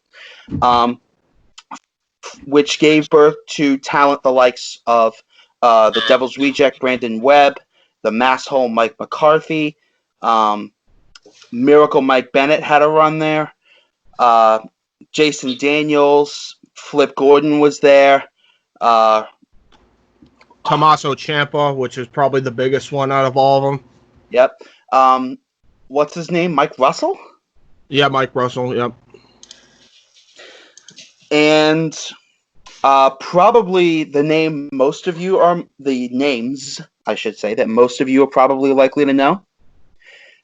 Matt Taven, TK Orion, and Vinny fucking Marsalia. The Kingdom, the second incarnation of the Kingdom. And not to mention also two more names you forgot about, Casey. Also, Brad Hollister and Greg Hammertunis. Yes, but also Biff Busick, a.k.a. Oni Lorcan. Right. And Teddy Goods. Former MMA fighter turned professional wrestler Cold Steel Chuck O'Neal. Who last I looked was their current champion. Yeah, and I believe and a no pun intended, stone cold killer. Yes, I like that. Stone cold heel. Like it. So yeah. No, I understand that. That's fair enough. Nikos, what about you? For me, this might be a tough one here. I can't actually decide which one is like my most favorite, but I guess to dumb it down, the one company that really brings out the hype for every fan, despite whether you United States, Europe, anywhere else, I would have to pick New Japan. Yeah, it's fair enough, honestly. You fucker. That's what my pick was going to be. Damn. I'm sorry, but New Japan, it's fair. No, you absolutely can pick New Japan. They're an incredible company. I was originally going to pick World Wrestling Council, but given its history on it being that brutal, I figured, nah. How about the fact that they're the promotion responsible for the killing of Bruiser Brody as well? Oh yeah, that's how we even found out about it. And by looking back to it, I thought it was really kind of brutal. But I felt it was like more of an NWA kind of take. But afterwards, nah, it's too much. Oh great. Yeah. Fine. If you're going New Japan, I'm going to go with probably the best star-powered version of New Japan, All Japan Pro Wrestling. Understandable. Fair enough. Okay. Come on, dude. Masawa and fucking Tanaka. Come on. It's the greatest wrestling feud ever. You know what, dude? You know who you're forgetting that I think wrestled for both All Japan and New Japan? Taka Michinoku. Not even just him. Ryuji Hashimoto, man. Oh yeah, the original fucking dragon. It's very true. No, there's no. I as I said, I didn't put him on the list because of the fact of he's gone to both brands, but fucking. Well, that's true. Come on, we're talking. Fair. That's fair. That's the original Tiger Mask and the Master of Chops. Japan during that time, can we just agree, was fucking stacked. You know what the funny thing is, and I realize this. New Japan and All Japan and then Frontier Martial Arts Wrestling were basically just better versions of WWE, WCW, and ECW. Yeah, and WCW, I would say. So WWE of Japan would be New Japan. The WCW would be All Japan, and Frontier is always going to be ECW. Just the better versions of those three companies. Speaking of All Japan Pro Wrestling, Casey, you want to tell the boys what you finally got your hands on today? Oh boy.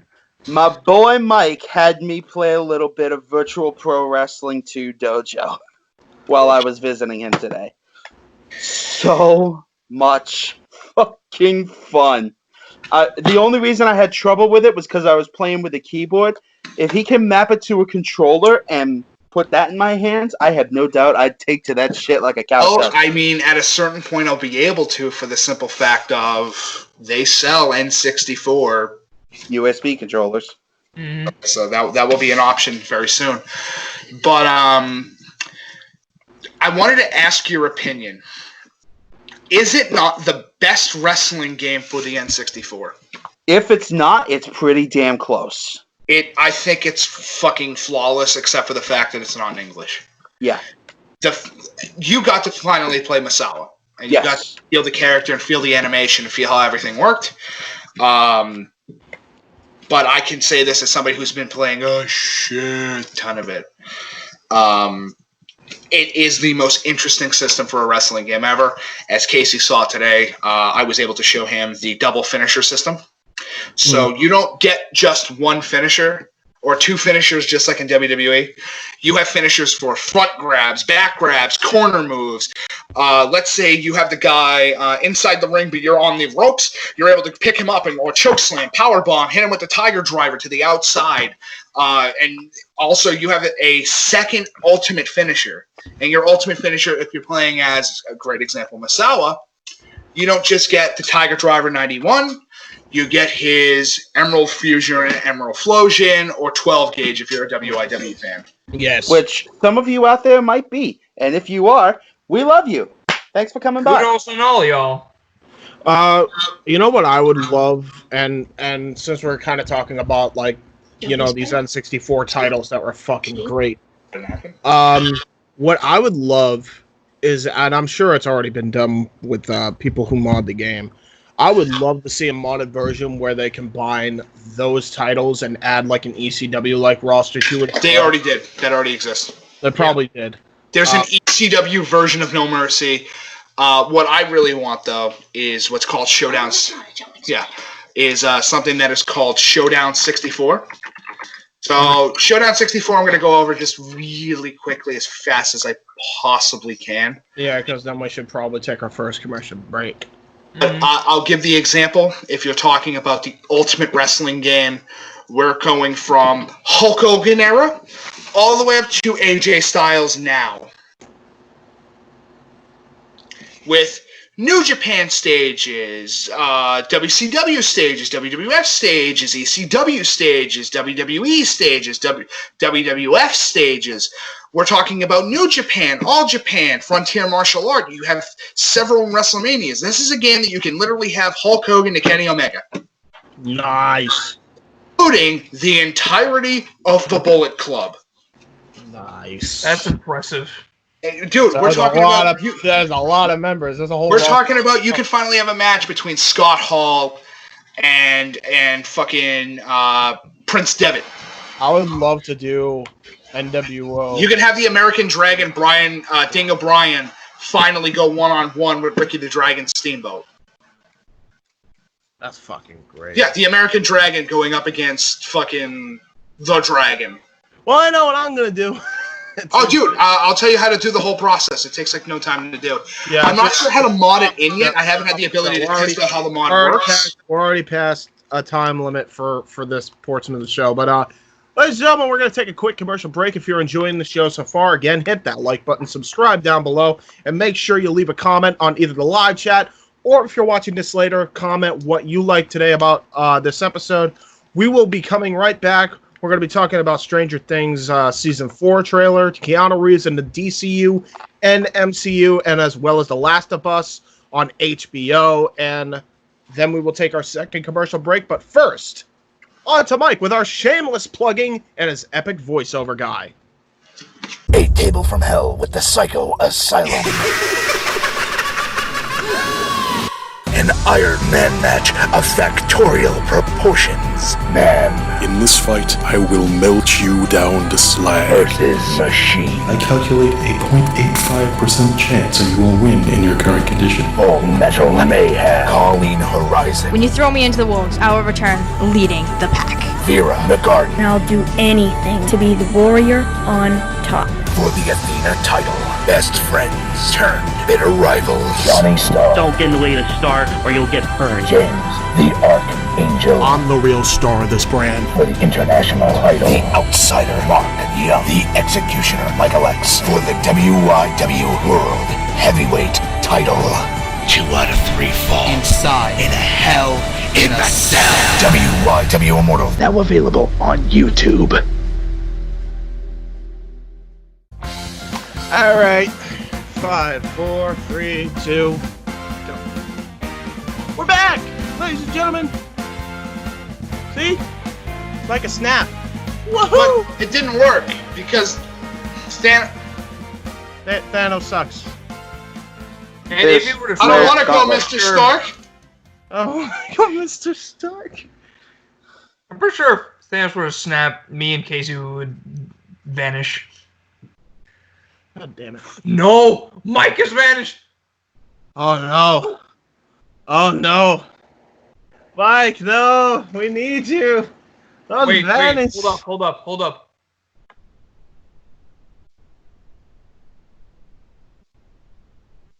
Oh God, don't do it. Don't do it. God damn it, Nico. God fucking damn it. Oh, you fucking... What'd I miss? No, Nikos! I'm so sorry. I'm back. Tony Stark snapped. Okay. Oh, by the way, spoilers for Avengers Endgame if any of you haven't seen it. Fucking, it's a spoiler for the Avengers at this point. There is no spoiler. We all know how the fucking movie ends. Okay. So, since I actually haven't read an article, so I'll read this one. Speaking of MCU and DCU, so it's a combination there. What about MCU?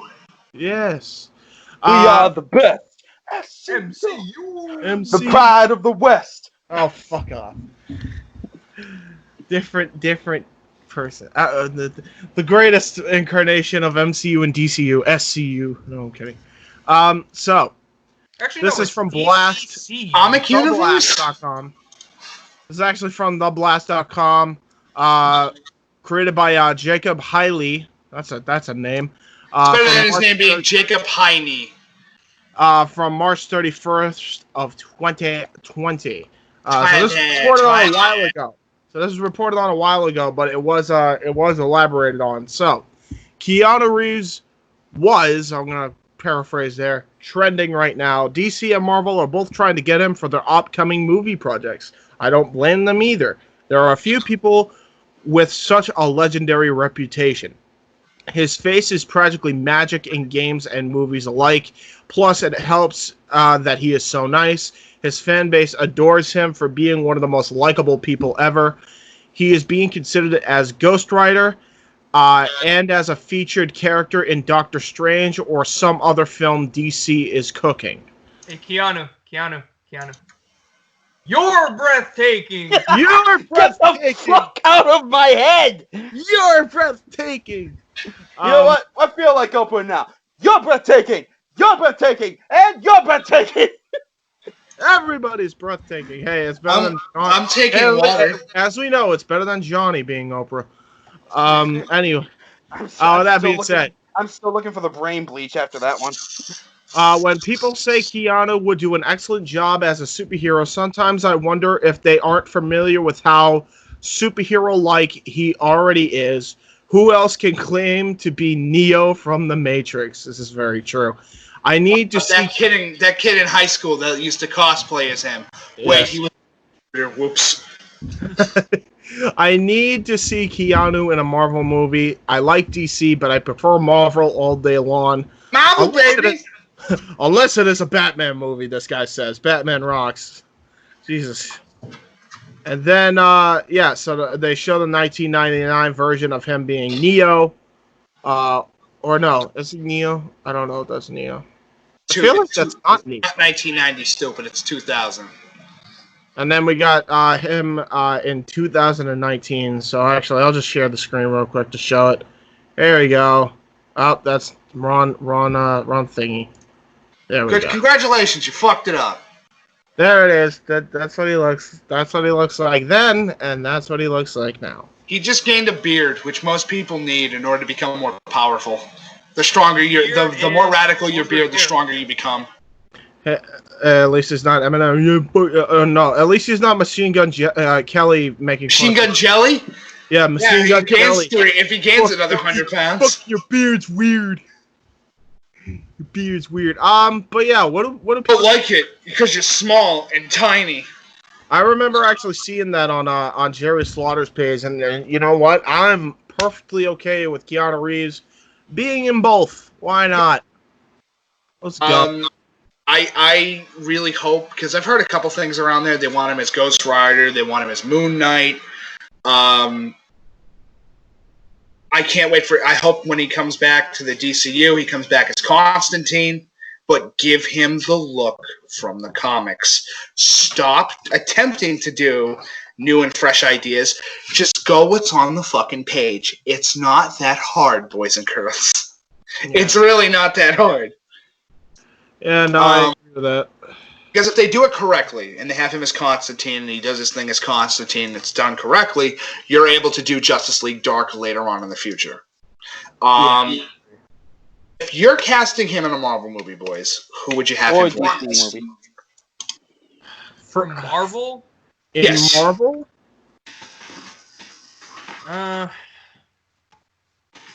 Would it be strange if I said Nova?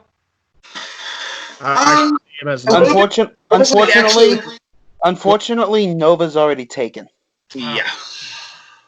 John C. Reilly is Nova. Oh, right. You're right. Oh, damn. Maybe I guess I don't. Ghost Rider. This is gonna be crazy when I say this, but I don't know if he's still a part of it. Daredevil? He wasn't Daredevil, dumbass. No, could he be Daredevil? No, because they already attempt to bring the Netflix Daredevil into the Marvel Cinematic Universe somehow. So, I mean, he could have been had Charlie Cox not beaten him to it. Fair enough. And James, don't say she'll never get it better. You know, friggin' that John Berthol beat you to the punch. Yeah, fair enough. Okay. That was my only other person I could see him acting. No, there's a couple. Like, there's a shit ton of Marvel superheroes. Oh, you know. Oh, wait. Actually, there is one possibility if they finally fucking reach a deal with Fox. What about Wolverine? I couldn't see it. He doesn't. The problem is that. How tall is he? That's actually an issue. How tall is he? Because we got the height's got. I believe Keanu's actually about my height. The problem is, it's not the height isn't the issue. It's the fact I don't see him playing a good Wolverine. It's one of those things you need to have a ferocity and an animal instinct to play Wolverine correctly. And Keanu Reeves, more often than not, is very low key and subdued. Yes, in almost every movie that he's in. I would unless say, you kill his dog, then. To be honest, though, him in Transformers, he wasn't like that. Although it definitely wasn't animalistic, he definitely was more active in that movie. I hope they don't turn him into Sentry. Don't turn him into Sentry. Out of all the fucking superheroes to turn him into, don't do Sentry. Sentry's the worst. He's just a shit Superman. That's all he is. I have a question. Yeah, I have an idea for him as a villain. Oh, God, I can't remember his name. Shang-Chi or something? Oh, God, Shang-Chi. Hold on. I gotta remember how to fucking spell that. Oh, yeah. Because I know that was gonna happen. I have an idea for him being a villain, maybe. I don't know if it would work, but maybe... So, Shang-Chi has already been announced as somebody. But I don't know if they're going to be able to do it right because he's just Bruce Lee. As the Iron Fist, he's just Bruce Lee. Yeah. So I honestly probably wouldn't put Keanu in the Marvel Universe. I might be, if he went to DC, I might be able to see him. Nope, I got it. Ready? What? Gambit. Except Gambit's already taken. Yeah, Gambit's already taken. I don't think Gambit's taken. Now, granted, that particular Gambit, I don't think is canon to the X-Men series. Because X-Men Origins Wolverine is not canon to the fucking in anybody's canonical universe. Oh, it's just stupid. If you're gonna have anybody play Gambit that has the hair, the body frame to make it work, to throw the cards, to do all this stuff, to actually use some close quarters combat and fights, it is absolutely 100% Keanu. He has the look to make it work. All right, I can see your point. Just ready? Here's what you do. Take a picture of Keanu. This is like an easy one. Take a picture of Keanu. You darken up his eyes, and then you find his irises, and you color them like kind of what we'll call like a maroonish pink, and it'll work. Okay. What was your idea, Case? For if I was gonna put him in the DCU, I would probably be able to see him doing. I don't know if you'd have to dye his hair for this, but I could probably see him being the Question. Well, here's the problem with the Question. He doesn't have a face. Yeah. appearance, maybe, Casey, or In terms of body frame, from what little I remember of the question, Keanu would probably fit. Fuck, would they make him Namor in the Marvel Universe? I hope they don't. I have that's an another idea. dude that I don't want him to be the Submariner. Out of all the fucking people to not bring into the Marvel Universe, don't bring in the Submariner. He's terrible. He's such a boring character. I would have to agree with you. He's so fucking boring. I have an idea for what he could play. Go for it. In the DCU, I'm thinking. I don't know if they've done a Teen Titans yet, but maybe as They live already have a action. Teen Titans show. They do. And it's fucking terrible. It is legitimate garbage. I was gonna say, I was talking about movie because DC likes to separate. The shows are canon to the DC universe. That's stupid. Oh man. All right, then no. I was gonna say Keanu him being Beast Boy would probably make a lot of sense. Keanu as Beast Boy? You high? I mean, I would see Keanu as Slade, but not Beast Boy of all. By the way, Nikos, I don't know if the only problem is, would it work? No, it wouldn't work because you have to fucking color him green. No, I'm not talking about Beast Boy. I was thinking one of the two, but I was thinking Slade, but I decided against it just because he would have to go bald and shit. No, he wouldn't. Slade is not bald. Slade isn't bald, like at all. I'm thinking Teen Titans. Okay, listen. If he's going into the DC universe and you can't get fucking Will Smith back, because honestly he was a terrible pick for fucking Deadshot, personal perspective alone.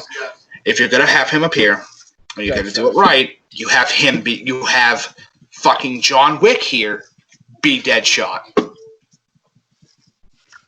He's got the technicality and he's got the precision to kill people. He was John Wick. There's your answer. He was John Wick.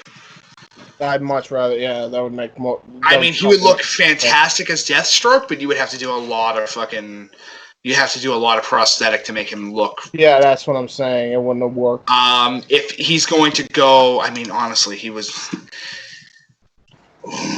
Actually, you know who he would be really good as? What? In the MCU? What if we could turn Keanu into Doom? Yeah. Victor Von Doom. I can see it. They've only used the character once in the Marvel in the Marvel cinema universe.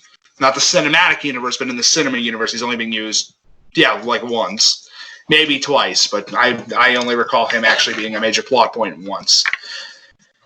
But that's basic. Yeah, that wouldn't make sense if he was more as Doom, because I kind of, especially with his backstory of before he got the whole mask and appearance. Oh yeah, because Doom was extremely intelligent, and he kind of almost looked. Doom's ridiculously intelligent.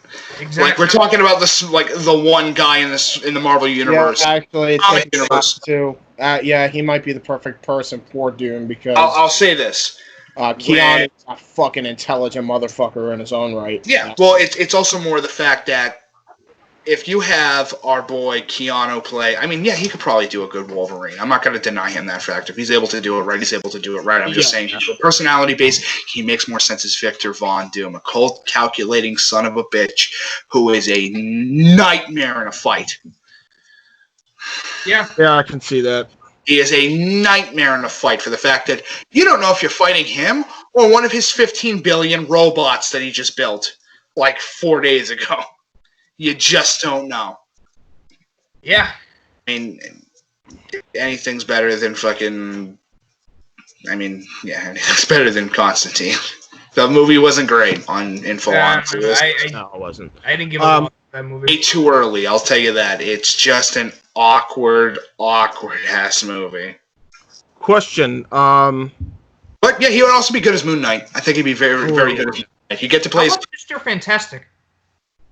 Never bring the Fantastic Four back into the MCU. Then we'll never do it. Those characters not sell, and they don't know how to write them because they are from the 1960s, and their best stories are from the 60s. They just can't find a way to make them interesting now. True. And if somebody has a Fantastic Four fan, which is an awkward sentence to say out loud, goes, no, they have some really good storylines, and I'm going to sit there and go, yeah, but I'm not counting the Ultimate Universe. Dude, you know it's bad when Disney did the Fantastic Four better with the fucking Incredibles. Yeah. I'm just saying it. I'm pointing it out there. You're not wrong. I mean, I just have to... Wait, what? Is Incredibles owned by fucking Disney? Yep. The Incredibles are owned by Disney, but the way that they develop their powers... I think it was animated by Pixar. Yeah. Yeah, so they are a Disney product. But you know what I'm psyched about that he's going to be in? What? Darth Revan, my dude. Darth Revan? Oh, yeah. Keanu Reeves is Darth Revan? Yeah. He's going to play as Revan? Damn. I mean, he's got the look for it, but what? From everything I've heard, from all the bits and pieces of stuff that's come out, there is a huge thing where he might, for the because they're making a TV series for the fucking Old Republic. Yes. Him as Revan is fantastic. And if somebody goes, I don't know what you mean, that doesn't make any fucking sense, James, I'm going to send you a quick image of what Darth Revan looks like in-game. And I want you to splice it somewhere like right here on screen. Yep. Go for it. Yeah. Now, is that middle image from 47 Ronin? Which, by the way, best Star Wars movie I've seen so far. It is literally fucking Star Wars. What, 47 Ronin? Look, you watch it, listen, you gotta watch it and go, alright, so I'm gonna get through this whole movie. But keep in the back of your head Chosen One and The Force. And you'll see exactly what I mean with all the goofy shit that's in that movie. Good movie, just really fucking campy and goofy. Yes. It's a Keanu Reeves movie. That's kind of to be expected.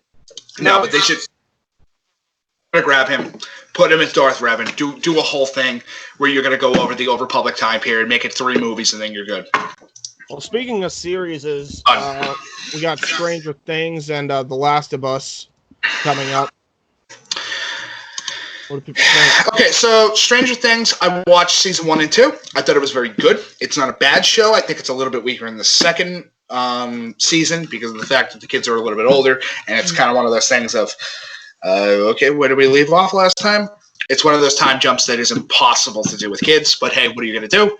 Third season, I don't know if you watched it or anyone else had watched it, but... I watched bits and pieces of it. I didn't get to finish it because of the fact that I was just fucking...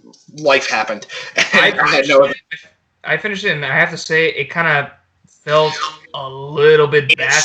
Like it's the weakest of all the seasons. They underdeveloped the characters. Yeah, and also, they tried to copy Endgame.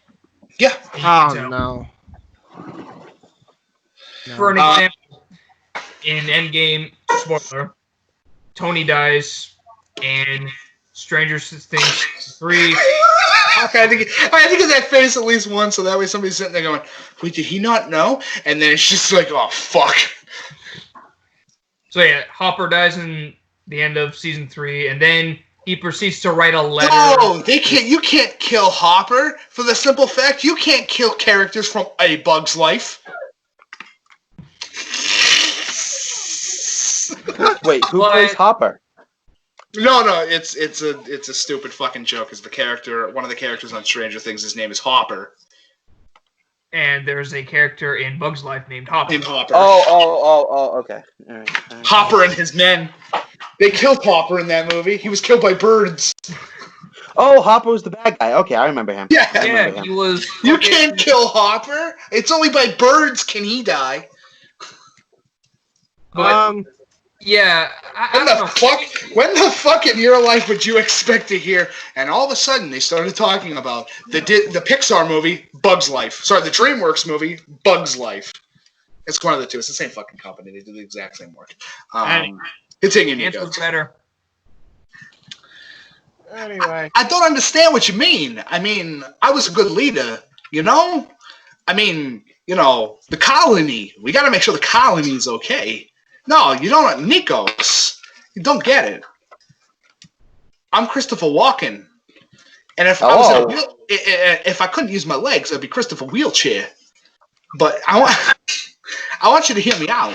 We got to do everything that's happening right now for the colony. The colony is important. The colony needs more cowbell. You see, the colony. Okay. I got a question. And how come Sylvester Stallone's in our movie and he has better English than most of the people that happen to be in this film? It's pretty fucking weird, don't you think? Dude, this colony is weird. Since when did we go from A Bug's Life to The Expendables? Standy Force. That's the answer to that one. We go off talking. But, yeah. I need to watch Ants tonight, I hope you know. I'm going to watch that whole fucking movie just so that way I can sit there and just go... Good. It's hilarious, especially when they're doing the ants go marching one by one, hurrah, hurrah, into fucking fighting termites and shit. And then it leads to Christopher Walken going, my queen, we gotta protect the colony. Okay. Christopher Walken in that movie. Just continue. Just continue. It's so fucking awesome that he's in it. Anyway, so Stranger Things Season 4. I hope it's good. That's the only thing I can really say. Hopper's alive! Hopper's alive? Yeah. So it is true only birds can kill. If he fucking dies by a bird monster in Season 4, I'm going to be pretty upset, but also going, did y'all read my story notes? Did y'all read my story notes? I put some notes in the story notes. Besides that, Nikos, we had a little subject from the last number of podcasts where you went on a little tangent. HBO series. You went on a little tizzy and got upsetty spaghetti. And you were pretty fucking mad, dude. I mean, you were pretty upset. I'm going to be doing this with chunks of this review. Please because I think it's fucking funny. Please don't.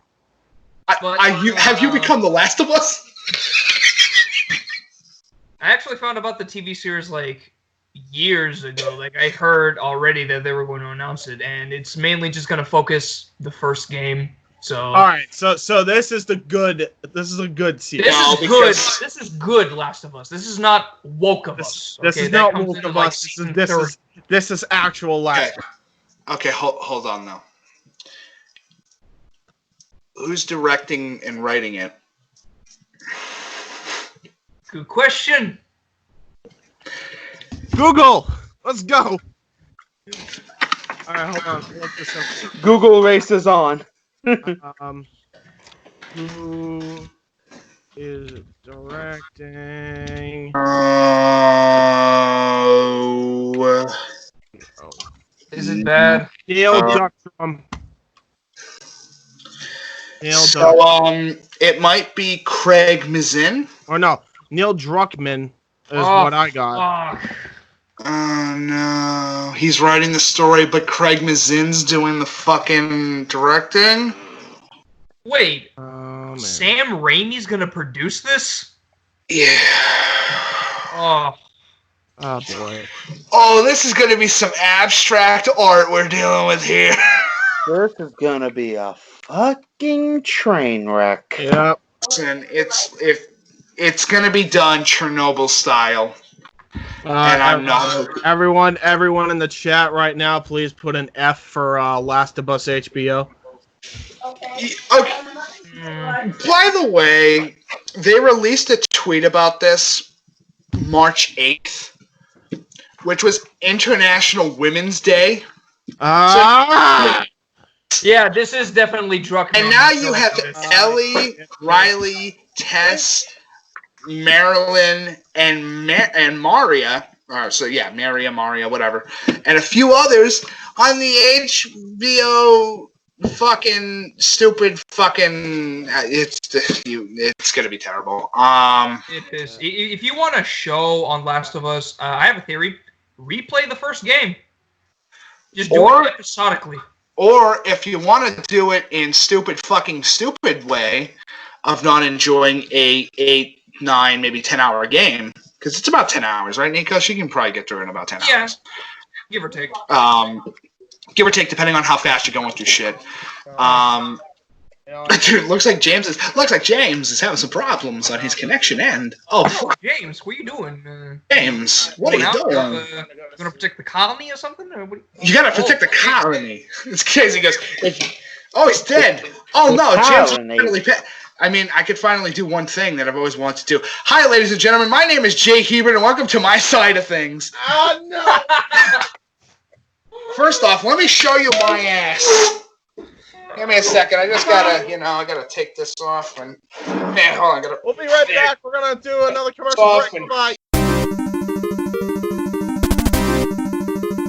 What's up, bitches? Are you tired of being bored during quarantine? Well, to pass the time, check out hundreds of free classic games on PlayEmulator.com. This site offers so many classic titles from the Nintendo Entertainment System, all the way to the Game Boy Color. They also have a huge PSX library, along with an even bigger Sega library. The collection is massive and has hundreds of games, including, but not limited to, Sonic the Hedgehog, Super Mario World, Donkey Kong Country, the original Streets of Rage, Pac-Man and Mrs. Pac-Man, WWF No Mercy, Mike Tyson's Punch-Out, Virtual Pro Wrestling, Super Mario 64, F-Zero and F-Zero X, the original Tetris, Contra, WCW NWO Revenge, Doom 64, all Street Fighter 2 titles, Pokemon X and Y, Mario and Luigi Superstar Saga, the Ultimate Mortal Kombat Trilogy, and much, much more. They also have a small section for MSX including the original Metal Gear. There are also fan-made emulators you can play, including Shadowy Sonic, Mario vs. Sonic.exe, Simpsons Streets of Rage, and a Street Fighter 2 version of Street Fighter 5. Go on PlayEmulator.com and enjoy the fun, fellow gamers, because this shit's super fun, yo. Indy Force approved. And we're back on the Indy Force. I don't even care. I'm saying it's take. Sorry, I fell asleep during the commercial break. No shit. Okay. So we got a guest on. He was talking about his book on Indy Force Extra #1. He's going to be talking about it here on the main Indy Force podcast. Welcome, Matt Nova. Hello, Matt. Hi. How you doing? I'm not doing this again. I'm doing well, thank you. Well, that's good. Now, so first off, what is the title of your book? And you said you were 3 chapters in last we talked to you. What is the book about? What's the title of the book? Give us some general information. As of right now, the title of the book is Work in Progress, but currently I have a name picked out or centered around it. Could become a subtitle at some point. It's called The Electric Wasteland. Not bad. And it's based around like a 1980s synthwave-esque version of Mad Max, Fallout. Am I forgetting something? It's your post-apocalyptic Neo world, or Neon world, from what you have been, how you've described it to me. Right. I just didn't know if I was missing like a post-apocalyptic retro classic. Not really. I mean, Mad Max is kind of like the big one, unless you're like sitting there going, I want to do it for the North Star and have my character punch everybody to death. Same world type, just no fucking one-punch explosions. You mean the cool shit? Yeah. Nah, it's fine. So Matt, why don't you go over just a quick synopsis of what you have so far? Yes. So what I have so far is the introduction to at least 3 of the characters. There's the main character. His name is Terry Savage. He meets up with a kid whose family just got killed by a bunch of raiders. The kid's name is Arcade. And essentially what happens is Terry promises the kid he'll take him to the city of the Neon Lights, which is essentially Miami, like the center of Miami as a whole post-apocalyptic fortified city. That actually sounds pretty interesting so far. I like that. I mean, you want to know the funny thing is, even though this takes place in 1980s, you might not be too wrong if things continue going on. Considering what's happening in the world now in Miami specifically. So The city, I already have the city like mapped out in my head. Thing is, I can't really draw it because I got the smooth brain when it comes to drawing. He's got smooth brain. It's gonna be like, how do I explain it? The city's not just think of the Midgar section in Final Fantasy VII, Right. as a location in post-apocalyptic Florida. Oh yeah, I can imagine that. I could see that. Yep. Okay. I'm going to be taking aspects from Division, like Tom Clancy game, with like all the raiders and all that stuff, and Right. And this is like are you trying to make this like a novel per se with like graphics in it? Like what's the best example I can say of this? Because you said it's like you can't draw. Novel, you mean? Yeah. Like it's not going to be a comic book, but is it going to be like what's the only a graphic novel? Is it a graphic novel? Yes. It's a digital novel. There's no graphics in it. Okay, so just a full-on digital novel. Okay, fair enough. Well, hey, pretty cool. I'm writing it on Wattpad. Once I get everything done, I'm going to try to copy paste it onto Microsoft Word and export that to whatever platforms will take it. Right. Yep. How many chapters will this book have? Yeah. As much as it needs to finish it, but not too much. So not Harry Potter length. God, I hope Absolutely not. Thank God. So, Matt, the plot of the story is what again? As of right now, I'm still working on what the big shebang of the story is going to be. I currently have the beginning. And all I know is that I don't want the story to last too long. I want it to be a nice ride down the highway for the reader, but not the fucking like long ass highway. I want it to be like a good amount, gets the point across. You want your Sunday drive. You definitely don't want your fucking Route 18 on a fucking Tuesday at 6 o'clock in the morning trying to get into the main city, where you're just sitting there in traffic going, "Alrighty, hour 1." Absolutely. When it end. Like, I want to make room and make a possibility for a sequel story, or like, even make it a trilogy if I end up writing it down that way. But that's only if I write the story to get that possibility. Alrighty. Yeah, fair enough. Now, I do have this one question. You say you're taking some aspects from different games and other forms of mediums, correct? Correct. So, I've heard that Cyberpunk 2077 might come out later this year. Will you be taking some aspects from that game and include it in your novel as well?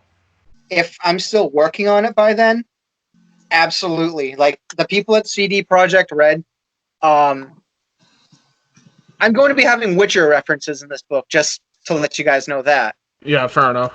All right. But I don't want to put too much Cyberpunk references. Maybe I'll have one mercenary named V who shows up once in a while, but I'm not going to have everything or most things be Cyberpunk. Oh, understandable. Considering that game takes place in, like, California. Well, it also takes place in 2077, so... Yeah. So brain interfacing and all that is in full swing. Yes. Looking at you, Valve. I mean, what? Oh, don't worry. They'll get there at some point. Well, that's good. You know what? If you do the novel, Matt, you could rest assured that if you have nowhere to put it, but you want to put it somewhere, we can definitely put it on maybe a WordPress and, promote it on our show. So, if nothing else, we can do that for you. Yeah, let us know how it goes, brother. We hope to hear more about it as soon as we get more information. Yeah. I appreciate it. I actually have another character that I neglected to mention. Yeah, go for it. The first two. What is his name? Sorry. I don't have a name for him yet. But you have the main idea of what the character is. His work in progress name is Boombox. You'll understand it when I tell you about it. So I'm already thinking about what he's gonna look like, and it's eerily similar to Barrett. Holy fuck! You're almost correct on the general design. Good. Well, there you go. Fair enough. Black dude, really big high top fuzz hairstyle. Will Smith, Fresh Prince. So yeah, almost right on the money. Damn. He's a cyborg.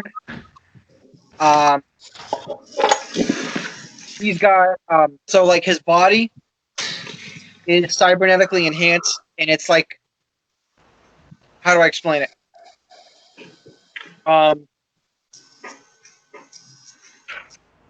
He's got a metal robot body, right? Which is so Cyborg in a way from the DCU or something like that. Yeah, but less body shaped and more robotic. I want to say he looks a bit like a Transformer. Fair enough. All right. And one more question I had. Who is going to be the intended audience for your book? Is this aimed for young adults? Is this aimed for a junior novelization or something of a higher age group? Given what I've heard about it, I would probably say more the young adult to adult range, but Matt may have something else in mind. It's definitely not going to be for kids. Oh, definitely not. I'm going to have Hotline Miami references in this book. There's no doubt about that. Definitely not for kids. Okay. That answers our question. So would you say it's more 18 to 34 demographic then? Yeah. There you go. Nice. I can't wait to get the chance to read a chapter or two when you finally get some of the major structure going. Yeah, definitely, Matt. Keep us updated, and if you need some help, what we would like, just never hesitate to ask or message us. Yep. And maybe we can help out. Right. One thing. I'm currently in the works on getting a laptop, so hopefully by Tuesday I'll have one. Yeah. Nice. Cool. So I'll be able to definitely work on it more. So I'll be able to get back to you guys on that soon. Okay, cool. All right. Excellent. Cool. Let us know how it goes. All right. If you would like, Keep you up could the good stay work, on. man. If you would like, you could stay on for our final two topics, which are both pieces of gaming news, and then we can end the show off proper. Yep. On top of the fact that we do have our Indy Force game of the week. Well, Yes. games of the week, because I think each of us is picking one this week. Yeah, Yes. well, I put it as game of the week for each one of us. Yeah. So if you want, Matt, you can stay on and join in the conversation, have some fun with us. Yep. I'll be on. Yeah. Cool. I don't know how often I'll just reply, but I'll definitely put my word in when I can. Well, I mean, it's basically just imagine it as we usually would talk anyway. It's just that the fact that we're on a podcast now is the only difference. Yes. Yeah. But by the way, before we obviously get to the game of the week for everybody involved, obviously if you guys have enjoyed this video again, and I'll stress it one more time, and I've been doing it after the first commercial break, smash that like button, share it on Facebook, Twitter, and with all your friends. Make sure you leave a comment on the live chat, or if you're watching this later, in the comment section down below, and make sure you follow us on all our social media pages down in the description. Okay, Sean's View Entertainment. Yes. With that being said, let's go to the Indy Force game of the week. Game of the week. Week. We need a bumper for that. Oh, absolutely. I'll get mine done quickly. I mean, I know everybody's going to be like, oh God, here he goes. For me, it's Super Mario World. It's just super fun. I enjoy the aesthetic of it. I enjoy the gameplay. I just enjoy the characters. I enjoy that it's not like a typical Mario game where it's he's not just saving the princess, he's saving the Yoshi peoples. I enjoy that. So happy. I really enjoy that. Yoshi. Just story of Mario. And I like that incarnation of like the Mario story the best, to be honest. And yeah, it's just a really fun play. Even if you've never played a Mario game, I always recommend that that's the first game you play. It's definitely one of the most difficult because of how much shit you have to get through. It's 100%. But once you get through it, it's really, really fun. Yep. Even in the beginning, like even Yoshi's Island, like is usually the best because once you get through those levels, you're like hooked into the game. Well, Yoshi's Island as a series in general is also very good. No, I'm talking about like Yoshi's like the first level I think is Yoshi's Island, and then it goes into Yoshi's Island is also a sequel to Super Mario World. Yes. Yep. See. So yeah, I'd recommend that, and enjoy good old fashioned Mario. Who's next? I guess I'll go next. Earlier today, I was cleaning out my shed, and I found this game, A Blast from the Past. That doesn't suck ass. Toy Story. For the Nintendo 64. I don't know if you can read that well, but I found a cartridge there. But I did go on the website, playemulator.com, earlier to replay it, and oh man, the memories are flooding back. It was I have a solution for you. Nikos. Project 64. You'll be able to download all of your free ROMs straight to your computer. So that way you're able to just not deal with the hassle and get straight into the gameplay without too much of an issue. You'll have save states and you'll be able to download your local Game Shark to get more stuff done. If you're more comfortable with a controller, or if you're me, you like the keyboard, you can absolutely customize those options and make more different options for yourself open up. Now, I will warn you, there are some graphical issues on Project 64, but it's not really that shit big. That's obviously going to have graphical issues. Yeah, it's stuff that's like, the fog in this level is glitching, or the skybox sometimes does a phantom mirror image that continues for like a couple seconds. Minor shit that you can easily with and isn't too much of a problem. Now, Matt, you were about to say something, obviously. Yes. Now, Nikos, for those people that have the YouTube video in they don't have it open, but they have it playing in the background. What game were you talking about? I'm sorry, what were you saying? You were kind of cutting out for me. He was talking about Toy Story 2. Oh, Toy Story. Yeah, I was just wondering what game. So it was I don't know. It's Toy Story 2, Buzz Lightyear to the Rescue. It's actually one of the first N64 games I've ever played. And really? Yeah. An interesting one to start with. It's fantastic. It's such a good fucking N64 title.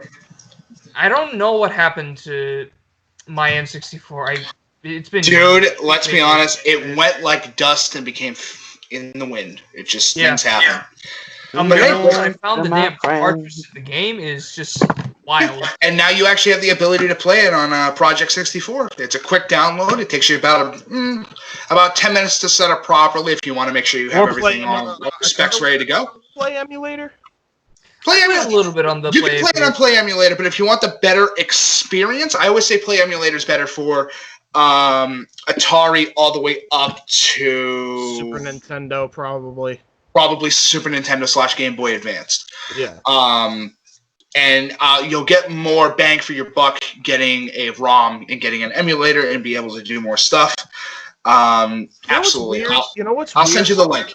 I was able to play Mario. I was actually able to play Mario 64 on Play Emulator. Actually, it doesn't run terrible. It's just the fact that if you want something that's, I mean, Casey, for fuck's sake, you were over here, fucking. You were going through Pod Racer. You were able to get. We're talking about 60 frames a second N64 game running at max optimization. Yeah, this is very true. So fair enough. With that being said. And you know what? That will be included with Play Emulator, so that way you have a very good library. Play Project 64! And if you happen to, give them $5, guys. They work their asses off to give a very good product that doesn't have too many bugs or problems. If the creators happen to hear this, just do me one favor. Work on more bugs and allow me to be able to take my Shadow of Empire and be able to play it naturally on the emulator without too many issues, besides having that fucking blinking fog problem that kind of ruins the game a little bit. But hey, when it gets fixed, it gets fixed. Continuing with you, Nikos, what did you like best about that game? Why is it your game of the week?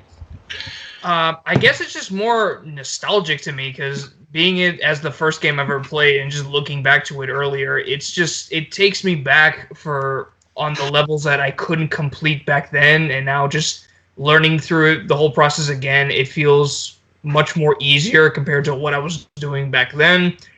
And yeah, it's again, not many people would consider a game like a licensed brand for Disney, like Toy Story 2, but it's very good. It's one of those earlier starter games for a young gamer. It's definitely a first. But you good sir can agree with me. Fuck the elevator level. Yes. Fuck the elevator level to its entire heart. It is the worst level of the whole game. It's the equivalent of the sewer level. It is just one of those things that you go, oh God, why? Why would you program it like this? I think that's why I stopped playing as a kid. I guess. Yeah, it's the level. It's the level that will test your patience more than any other level in the game. But however, the tight controls, Buzz moving around as good as he can, the climbing aspect of going onto different platforms and doing puzzles and being able to actually progress and go through boss fights and find different ways to defeat these bosses is some interesting and really cool gameplay. And if you haven't played it before, Nikos is giving you the recommendation to now. If you're shit bricking for a computer, if you happen to have a shit bricking for a computer, you play emulator / Project 64 will absolutely work on there. Yep, exactly. How about Matt? Let's go to Matt. Let's go to our guest, Matt. What is your game of the week? It could be anything. What is your recommended game of the week? I'm not Animal Crossing: New Horizons. Really? Yeah. I'm actually not shocked at that. Why do you recommend that, Matt? It's a therapy game for me. Explain what you mean by that. Like, if I'm feeling upset or if I'm like getting anxious, I'm gonna play Animal Crossing. I'm gonna talk to my villagers. I'm gonna plant down little trees. I'm gonna put down these little flowers. That stuff, and it's just gonna plant a few happy little trees. What I'm worrying about. And so basically, what you're saying is you're just turning into Bob Ross. As you can see right now, boys and girls, we're not just making some happy little crowds. Hey, get out of my happy little village, you piece of shit. This is my happy little village. I will berate you till you leave. You better start packing and you're going to get your happy little ass beat. Anyway, continue, Matt. Sorry. Essentially, yeah, I guess you could consider it, being Bob Ross of gaming with Animal Crossing. Yep. Yeah, minus the meme with it. No, I could see that. Oh, the meme is absolutely there. The meme has only gotten stronger. But no, I can see that. I absolutely can see that. I like that. I've heard a lot of raving things about that game, actually, so that's pretty fun. It came out at the perfect time. It's going to be the game that will be the game of the year for the fact that it came out at the perfect time that it needed to be. Came out for a console. I wouldn't say it came out at the perfect time. It just came out at the time where people needed it because they're like, oh, this. No, let's be honest. This game would have sold, and it would have sold really good. But this game's selling way more now and is making way more fucking money because this is the only game that allows you to go outside. Got a point. You're not wrong. I want to go outside and go have a garden or go outside. The only other game that lets you do it to go outside and do shit is Pokemon Go, and let's be honest, that thing is fucking trash. I'm sorry, it is. Not true. Get off my dick. Well, it's your personal opinion that the game is not good. Yes, it's only because you suck at playing Pokemon. No, I'm doing good at that. Here's the problem with it. It takes up so much damn It memory has on the my problem phone. of being a mobile game and having diminishing returns. Yeah, exactly. And Which is not the game's fault. It was just developed as a mobile game. And not just that, but it takes up so much damn room on my phone, and I couldn't keep it. It's just I can actually relate to that, James. Yeah, I stopped playing it. I played it for, what would you say, guys, about like almost 2.5 months. And then I got sick of it. I fucking cheated. I straight up cheated. I downloaded a fucking joystick onto my phone, and I straight up just left the United States, went to England, and captured all the shit that I wanted to capture. I fucking straight up cheated. I made a dummy account and kept giving myself shit all the time. It was the only way for me to enjoy the game, for the fact it's like, okay, I walk about 5.5 miles. What does my Pokemon say? Go fuck yourself, walk 5... Yeah, exactly.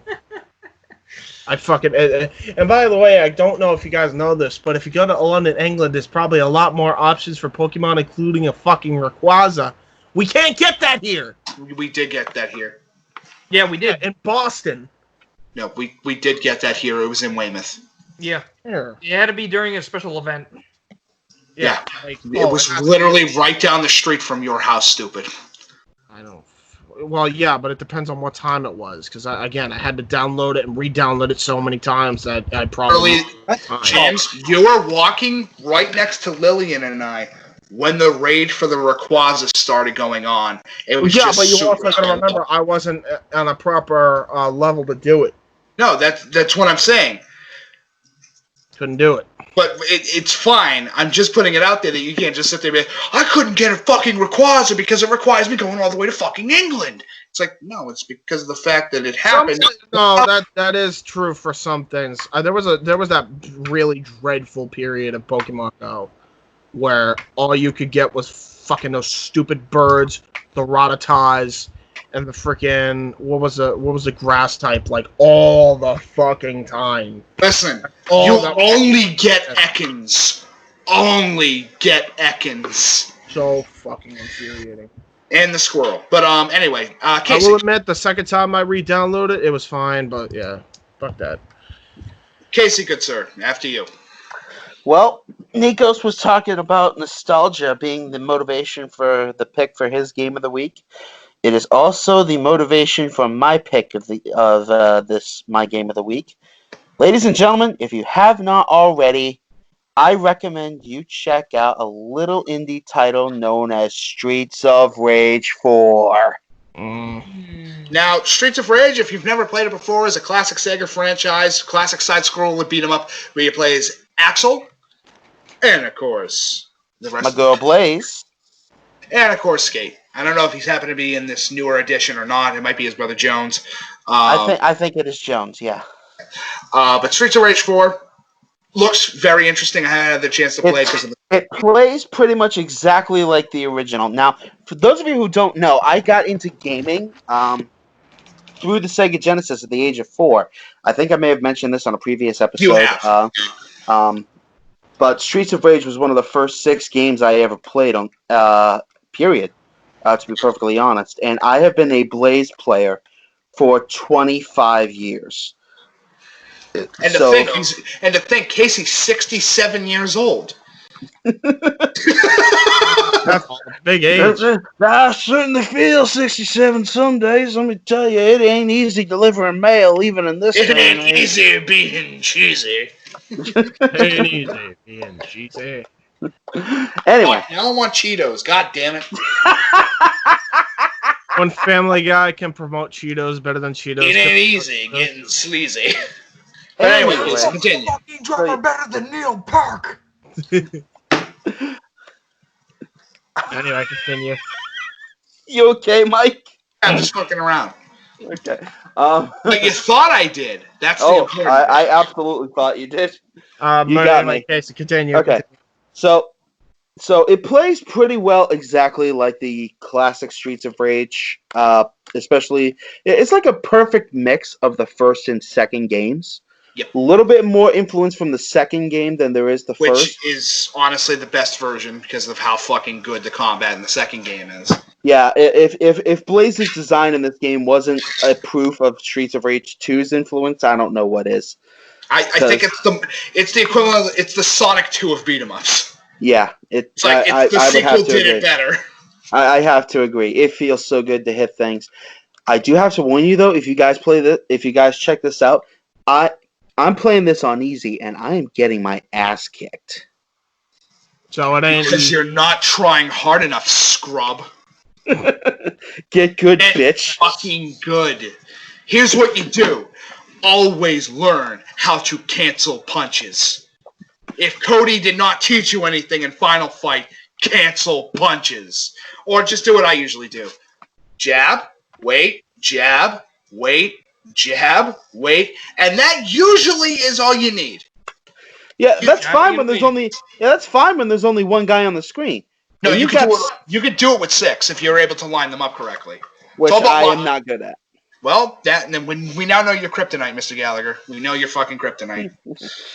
Does not stop me from recommending Streets of Rage 4 as my game of the week. It's just a perfect recreation of the classic 90s beat 'em up. It feels good to hit things, and the combos are just spot on. I highly recommend this to anybody. And leaving the best for last, Mike. What's your next game of the week this week? Because you were the first one to actually develop the topic. Now you're the last to recommend the game of the week. Me? You? I get a choice? Yeah. All right. All fucking retardedness aside, Star Wars Dark Forces.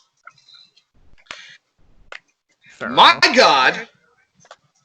I'll say it here, and I'll say it now. It is the best build engine game that has ever come out for the PlayStation 1, and is fucking fantastic. If you don't know the story, I'll go over it quick. You play as my boy, who was cursed at birth with his name, Kyle Katarn, because his name is Kyle, and you are cursed with the name Kyle. I feel bad for that your parents hated you that much. Now imagine if your name is Kyle Tyler. All right. First off, your name is Weaver. No, I'm kidding.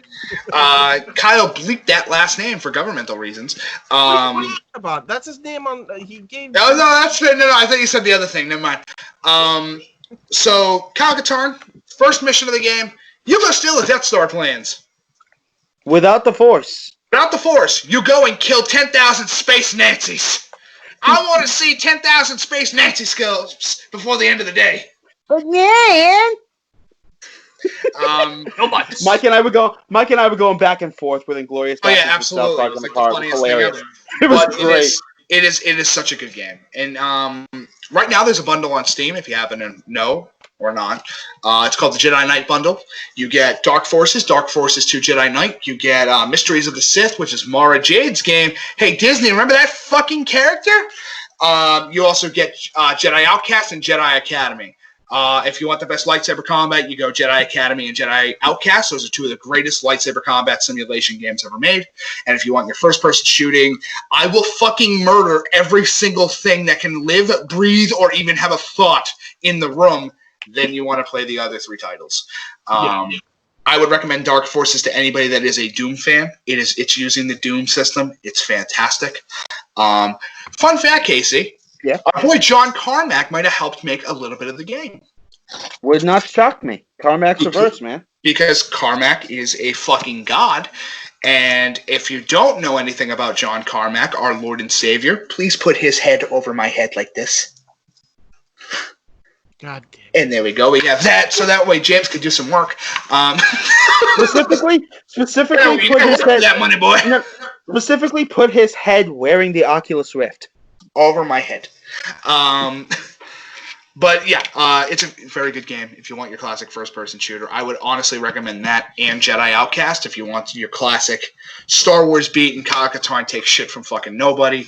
If you guys don't mind, I'm going to give you a quick scene that does happen in Outcast, which is the funniest fucking thing I have ever seen in my life. He walks into a bar full of gangsters. He walks into a bar full of gangsters to the hut and bounty hunters. What does he do? He walks up and goes, "Time to be inconspicuous. walks up to a chiss who's the bartender, who kind of talks like this, which is the funniest thing ever because he constantly fucks up all of his words. Trulies, come here for a second. Kyle's trying to get his attention. He takes his lightsaber off his holster and slams it on the bar counter and goes, bartender. The guy turns around and whips a fucking drink behind him, and the whole room goes.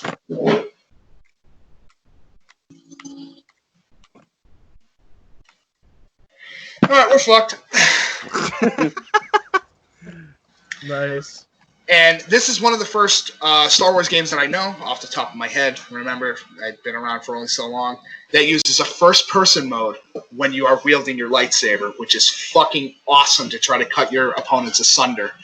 I would recommend, if you get the chance to play it. If you want something classic, go right ahead. If it's not Star Wars-based, my other recommendation to you is the classic PlayStation 1 Spider-Man. Yeah.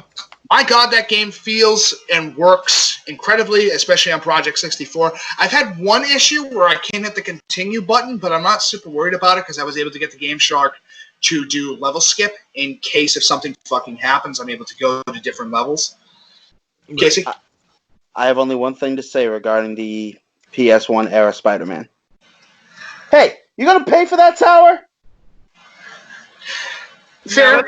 Is that the one? Is that the game where with the meme where he just falls into the fire? I'm going to die. No, that's Spider-Man 3. That game is like the worst developed Spider-Man game ever made. Fair enough. Such trash. No, Spider-Man 1 was made by... Neversoft. It was Neversoft. Oh, yeah, it was the guys that made Tony Hawk. They made the Tony Hawk Pro Skater series. And they decided to get their hands wet with the Spider-Man game, which leads into Enter Electro, which is even better than the first game. Which I still have yet to play. Oh, it's fucking awesome. I'm going to download it when I get the chance. However, this classic Spider-Man game follows the story of who's stealing Doc Ock's shit? You'll never fucking guess who. It was Spider-Man. Spider-Man stealing his shit. We gotta find out. Get me photos of Spider-Man. Wait. Oh no. Oh god. Get me pictures of Spider-Man. I need pictures of Spider-Man. God damn it. Yeah. No. Okay. Recap. And it's also Reno Romano doing the voice of Spider, which is fantastic. Okay. Wait, Recap. Ray Romano does the... Oh, my... Yeah, Reno Romano does the voice. Reno Romano, not Ray. Not Ray. Reno. Oh, okay. It's not Ray Romano. He doesn't go around going, I live in Queens. Mary Jane, no, be careful. I love you. That would be hilarious. Spidey swing. I live in Queens. Okay. Recap. A couple 100 feet underwater. Ray Romano would be a better Spider-Man. Yeah, okay. A couple 100 feet underwater, electrified floors and walls, and deadly turrets pointing straight at me. My day just keeps getting better and better. Yeah, that game's fantastic. Especially the Venom boss fight's super cool. The sewer section. Sewer counter. Oh, come on, Spider-Verse. Just one little game up. Tag! By the way, do you know who the voice of Venom is for that game? Is it D. Bradley Baker? Casey, what is he famous for? Legends of the Hidden Temple. Bro, there's also maybe some other things as well. Quite a few other things. No, quite a few other tidbits, such as Jennifer Hale doing Black Cat, which is fantastic. Yep. That would be Darren Norris, who does the voice. Oh, right. Darren Norris. And if I remember correctly, Darren Norris, he, what character did he do? Oh, yeah, Cosmo? Yep. You know, brownie things. Cosmo. Cosmo is Venom. Oh, boy. Cosmo is not just Venom. He is also Mysterio, Scorpion, The Punisher, Johnny Storm, and Captain America. Wow. He's officially played more characters than somebody attempting to do a one-man version of the 13 Angry Men. Oh, sorry, 10? Is it 10? I believe it's 12. Angry Man, that's what it is. Sorry, I'm not fucking into musicals. Somebody stops me right there. Excuse you? I would like to talk about this more, but if we don't get to the Assassin's Creed thing, I feel like we're not going to have enough time, and this is a long read. Don't worry about it. Go right ahead. So, those are our games of the week. Check them out. And Nikos, if you could, read the Assassin's Creed Valhalla. Ass in Creed? Can we just say one thing before we get started on that? Why is this series still breathing? That's a good one, honestly. That's actually better than my question. Mine was going to be, hey, so who remembers when Assassin's Creed was historically accurate and they tried to do things in history? Semi-historically accurate. They used history as a backdrop to make a game. Yeah. That's fine. But when the fuck do we start fighting Minotaur, the god Ra, and what's next? Is fucking Thor going to appear in the game and go, "'Tis thou understand my way of life? Mighty tornado!" And I'm going, why is he doing Marvel 3 combos in an Assassin's Creed game? Fuck! Let's just be real here. The only reason why Assassin's Creed is doing the whole Norse mythology angle is because of the success from God of War. Yeah, because they were 2 years late on the God of War fab of let's do a Norse mythology game. Yeah. Why not? Nikos, if you could, read away. Alright, so this article was published on Eurogamer.com by Tom Phillips, news editor. Assassin's Creed Valhalla reshapes the series' RPG storytelling by giving you a Viking settlement. Ubisoft answers our questions on new hero Eivor, Viking, Britain, and much more. Ubisoft knows what you think of Vikings. The reputation in history as bloodthirsty invaders interested in Britain only to pillage its riches. And so, in today's reveal trailer for Assassin's Creed Valhalla, this version of history is addressed head-on. You see Vikings and their families spending some quiet, quality time together back home in Norway, where Valhalla's saga begins, and that things weren't so Alfred the Great in Britain either, where the majority of Valhalla actually takes place. Of course, the first trailer barely scratches the surface of the game, and indeed how its portrayal of Vikings, Saxons, and various other groups living in Britain will actually look, though actual footage arrives very soon. Will good old King Alf really be a mustache-twirling pantomime villain? No. Lead producer Julian Lafiere assures me as we settle down to talk Valhalla in detail. Will all Vikings be good guys? No. Again, and I should know this because I took like 3 courses on Vikings, but that's beside the point. But what seems certain is how Valhalla has been entirely shaped by this principle. Vikings were not only invaders, but settlers as well. They were ferocious warriors, yes, but also a group of people with a rich culture, living gods, and huge mythology, all of which Valhalla will explore more in detail. Central to all that will be a new village settlement hub, a home for main character Eivor and their comrades, a familiar starting point for adventures, and a place you'll see your decisions play out.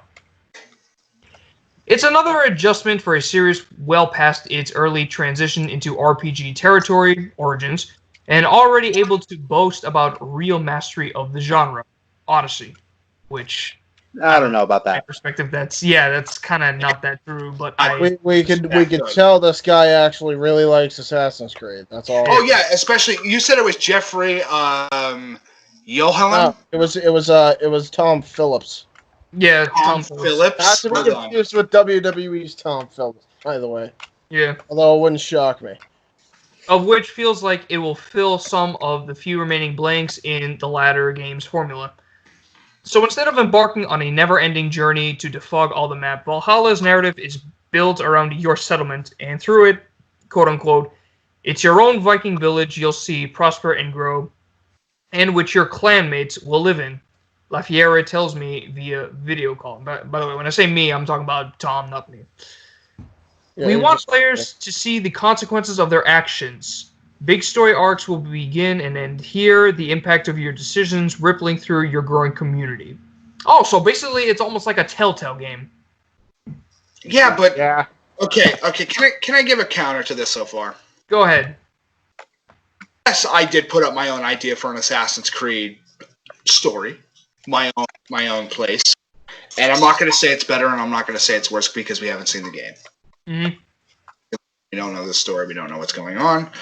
But if you're going to betray Vikings and you're going to do it correctly, you fucking damn well sure that you have it accurate. They weren't just savages. They weren't just hunters. They weren't just nonstop barbarians. They were nomads. Yeah. They're from Norway.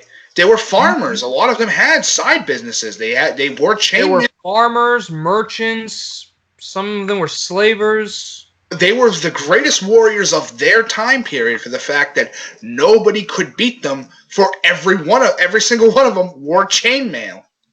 They had the best armor, the best gear, the best equipment. They were fucking battle hardened and ready to go. They were some of the best warriors because they trained. They were fucking brutal. Well, the brutality is overshined for the fact that most of the stories that we know about the Vikings are told from the British. And if you would digress into mythology, there is no recorded writing of Vikings by the Vikings. It was all in runic inscriptions. Everything that you learned about Vikings were part of scriptures in from old clerics of Britain through medieval scholars. Basically the English created the idea of the Vikings as the bloodthirsty monsters you recognize as. Yes, but the differentiation is the Viking not only was a battle-hardened warrior that was a terror in combat. One Viking warrior could fucking outshine most in a standard one-on-one combative practice. You put him up against a dude in a suit of knight's armor, he'll know his way to defeat that. He'll know his way to take the armor apart to fully get the guy out of it and beat his ass. But the differentiation is Vikings are, at least in history, in historical accuracy, are some of the most intelligent and smart individuals that you will ever see in history. They knew exactly what they were doing, and they are the biggest liars in history for the fact of, oh yeah, come to Greenland. Come to Greenland. So come to Greenland. Come to Greenland. Yeah, let's go to a fucking frozen tundra and we'll just call that Greenland. Why? So we can absolutely screw with every single person on the planet. Hey, you guys want to do a billion-year troll? What do you mean? Let's call this Greenland, and the place that is green, we're going to call that Iceland. Why? Because fuck you. Mass confusion. It's our greatest misdirection. Okay. Nikos, if you could, read the rest continue. of it. Sure. You'll see the effects of alliances such as weddings to forge relationship between clans and the consequences of harsh choices you have to face. It's also where you'll see some of the game's romances play out if you choose to indulge in those. It's really changed the shape of the game we were making, Lefier says. Instead of exploring one territory, then moving on to another and having no real opportunity or reason to return, the settlement changes the structure. So you go on an adventure and then be encouraged to come back to your settlement. It changes the way we're playing the game we're making. At least that's the bet we're making. It's not an entirely new concept for the franchise, but it's been a long time since Assassin's Creed tried to give players a proper home. Boats and train rides. Assassin's Creed 3's rather basic homestead is the last good example. It's also a tried and tested idea for the genre. As Lefier speaks, he describes the settlement as a place of importance in Valhalla, reminiscent of Skyhold and the Normandy, which players return to time and again. As you grow your village, new buildings will be able to customize and upgrade, such as a barracks, blacksmith, and tattoo parlor. Interesting. Yesterday's artwork strongly hinted at Valhalla's focus on Britain. Something made clearer by today's trailer, and this is where Ivor's new home will be founded. But you can't have a Viking game without seeing Scandinavia and Norway is the setting for the start of the game. You have to understand where these people are coming from, Lefier explains. You'll feel the harshness of the lands, the political pressure there at the time. You'll feel all that and hopefully you'll understand why you have to move to England where most of the game takes place. Britain will then make up the bulk of the game's map, Lafiere adds, but a few surprise areas will also feature. Now, here comes the question. Sure. When do we get into the goofy mythological nonsense that you know they're going to put in? You know they're going to. They've already called it Valhalla. Yeah. I mean, based on the trailer, Odyssey, in Odin. We had Assassin's Creed Origins, Odyssey, and now Valhalla. You know they're going to be putting in some fucking nonsense that you're going to sit there and go, but why though? I mean, I understand why calling it Valhalla, and I get the whole idea to get that Viking principle around. But I'll say this. Throughout the course of the game, if you never see the Blood Eagle happen once, then your game isn't historically accurate. Mm-hmm. I might have to... remind me, the Blood Eagle is a method of killing? The Blood Eagle is more of a sign. So let me explain. Take individual from local village who is scumbag and or asshole. Pin him up against a fucking post, such as like doing a Triple H pose. Put him in a crucifix style formation, split open his back, and pull his intestines and put him up to his hands in wing formation. Then open up his rib cage and his chest. In the formation of an eagle. Now, I have read texts saying that there was no real evidence that the Vikings had ever committed a blood eagle. There is, however, some proof, you would say, in some poems where the sons of Ragnar, when they found King Aiu, they marked an eagle on his back. They didn't specify what it was, but yes, what it was exactly. It's basically saying that it did happen without. It did. Well, okay. We know that there had to have been a formative way for them to say, "We're here. We want you fuckers to know we're here." I mean, the Vikings. You can't. Yes. Very intelligent individuals, the smartest fucking people of their time. That's why they won almost every battle that they were in. That's why if you go to London or go to specifically anywhere in the UK, they'll go, "Do you see that pile of rocks over there yet?" And that's where the Vikings came and kicked our asses. Yeah, right. Oh, you see that big pile of rocks that looks like a castle? Yes. Where are we? Germany? And that's where the Vikings came and they fucking kicked our asses. Let's continue and read the last 6 paragraphs of this, Nikos, and then we'll give our overall thoughts of it. So, it's in Britain, of course. You'll eventually meet King Alfred, who the trailer paints as the villain of the piece, complete with some Templar-looking artifacts in the background. But Lafiere assures me that Alf will be more of a complex character when you meet him in-game. But there's a problem with that. Yeah, wasn't King Alfred, like, an idiot, or was that his... nephew? No, well, I mean, obviously, but the major issue... I remember... No, continue. Like, I remember reading some of the texts that King Alfred, I don't know if it was the first or third... Probably the third you're thinking of. He did not know how to run a country because he was a kid. So, just by looking at this character, I'm thinking it's the first. So, here's the problem with the game. The game is set in 873. Yes. Nikos, do you happen to know off the top of your head when the Knights Templar began? When the Knights Templar began? The actual Knights Templar, I believe, began during the... In 1119. It was formed... Right around the time of the Third Crusade. Yes, which would be 1119. They started in 1119. And their headquarters... 1119, that's when it should be the end of the Vikings. The Vikings, I believe, fully... Like, they don't exist anymore. Yeah, they were diminished after Battle how are there Templar artifacts... if they haven't been around in 300 years? Yeah. That's some time traveler shit. That's some fucking... They don't exist yet till 300 years later. So 300 years later... We're going to find an excuse.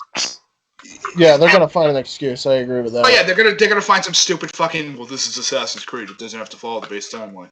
But Knights Templar didn't. Yeah, exactly. 11/19 is when they first began. And I'm gonna just take a quick look. End of the Viking Age, and I want to say that would be 1066. The game takes place in 800 though. Yeah, that doesn't make any sense historically. The Vikings first appeared in the year 793 on Sack. That's the first. Yeah, that's the first documented beginning of the Viking Age. And Vikings, from what fucking morons think, the Vikings all disappeared. No, they just became normal human beings and just kind of lived amongst everybody else and just stopped being. Some did. The rest went to Iceland. Yep, and that didn't last for long. Yep. Yeah. So it's just. So, let's finish this up and just be quick with it. Yeah. Go right ahead, brother. The game looks set to cover the Viking campaign against him, the one which led to him being on the run, burning cakes, and his eventual success at pushing the Norse back and unifying swaths of England. Alfred the Great is a very important historical figure we want to treat right, Leffier says. And to do so, it's all in the subtleties and nuances you'll find. Now, I wouldn't be so far to say Alfred the Great was a very important historical figure. I mean, there have been other people within the whole Viking mythology that states that, you know, there have been other people that have been converting the Norsemen into Christianity, like take Harold Bluetooth or Harold Finehair that would appear later on. He was the one that would unify all of Norway to becoming one. But Alfred the Great, I guess, from reading after him, I guess his main obsession was just purifying all the Vikings into Christianity, and if they weren't, he would just kill them all. Can I give a counter to the point, if you don't mind? Yeah. Sure. So, okay, just to give the example. So, in this game, which takes place, the Templars appear in the game 246 years prior to their actual existence, correct? Yes.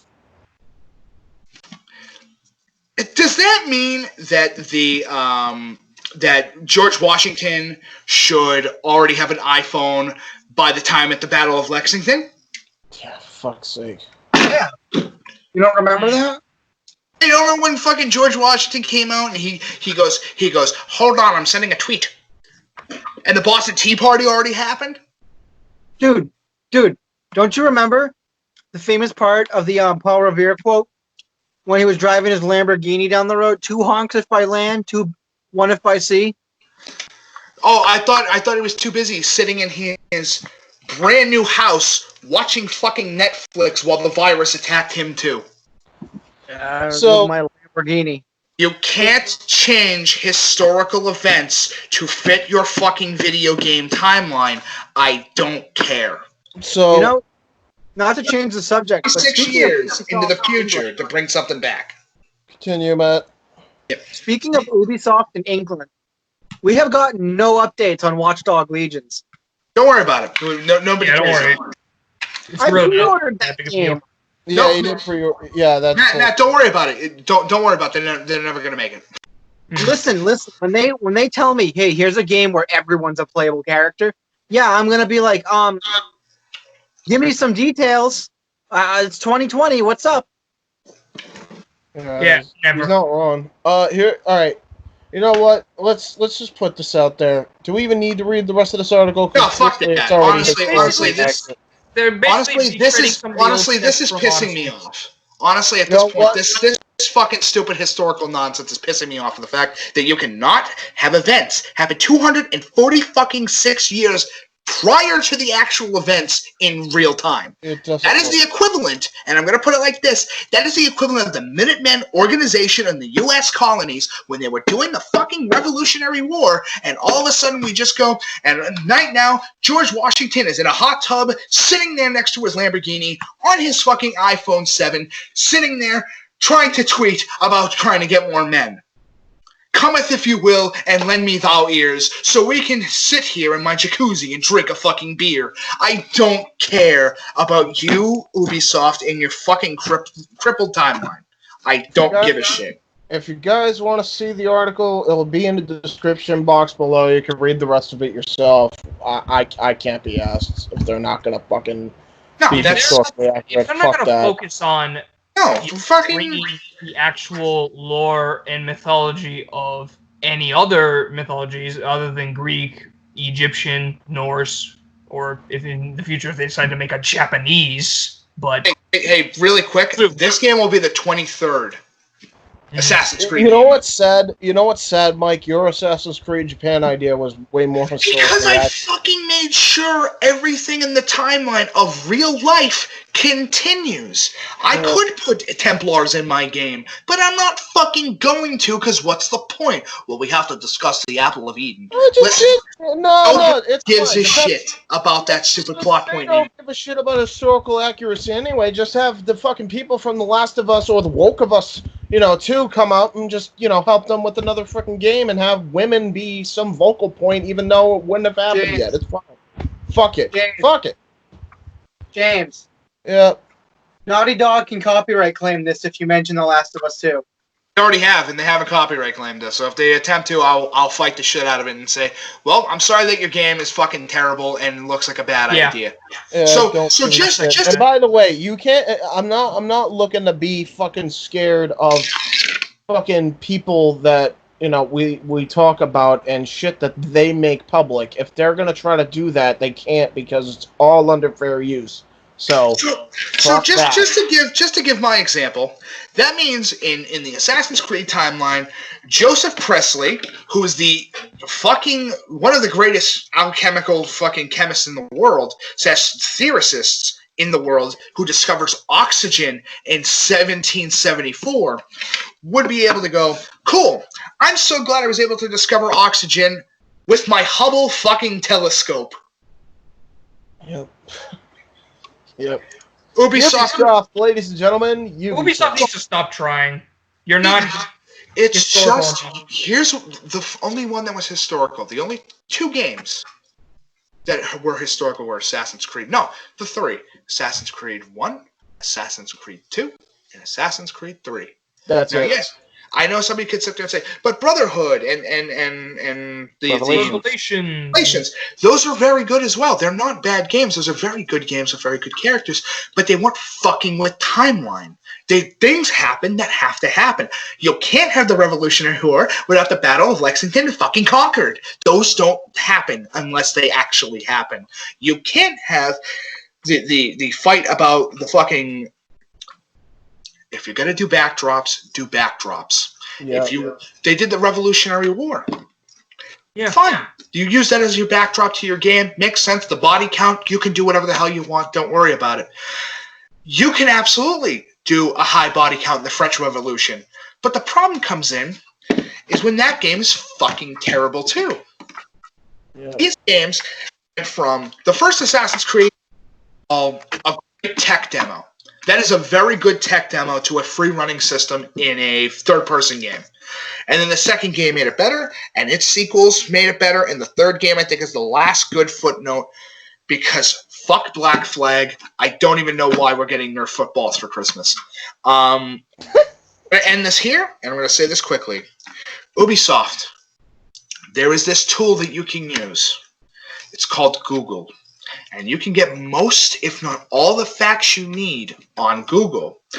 And then when you're like, maybe we should make a game, stop for like a second and contact a historian that is a professional in the field that you are researching. And don't just look up on the History Channel show of Vikings. That is not all accurate either. Yeah. Okay. It's thing. Is there really anything else to say?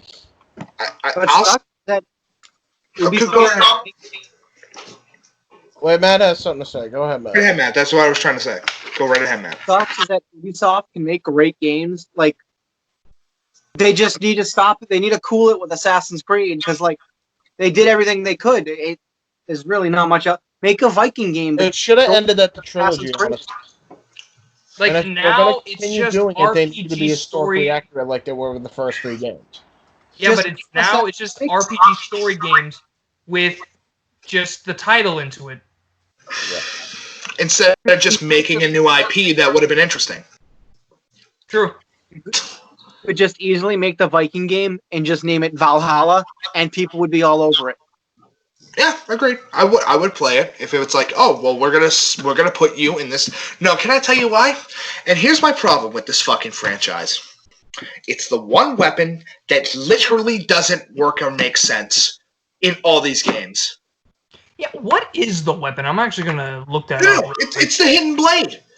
The hidden blade doesn't exist in any contextual historical sense. It doesn't fucking exist. Now, yes, you could absolutely have the blade that can curve down, go into the palm, and be able to put it back in to your little sleeve that you have here. But yeah. This thing, though, this fucking big spring-loaded thing?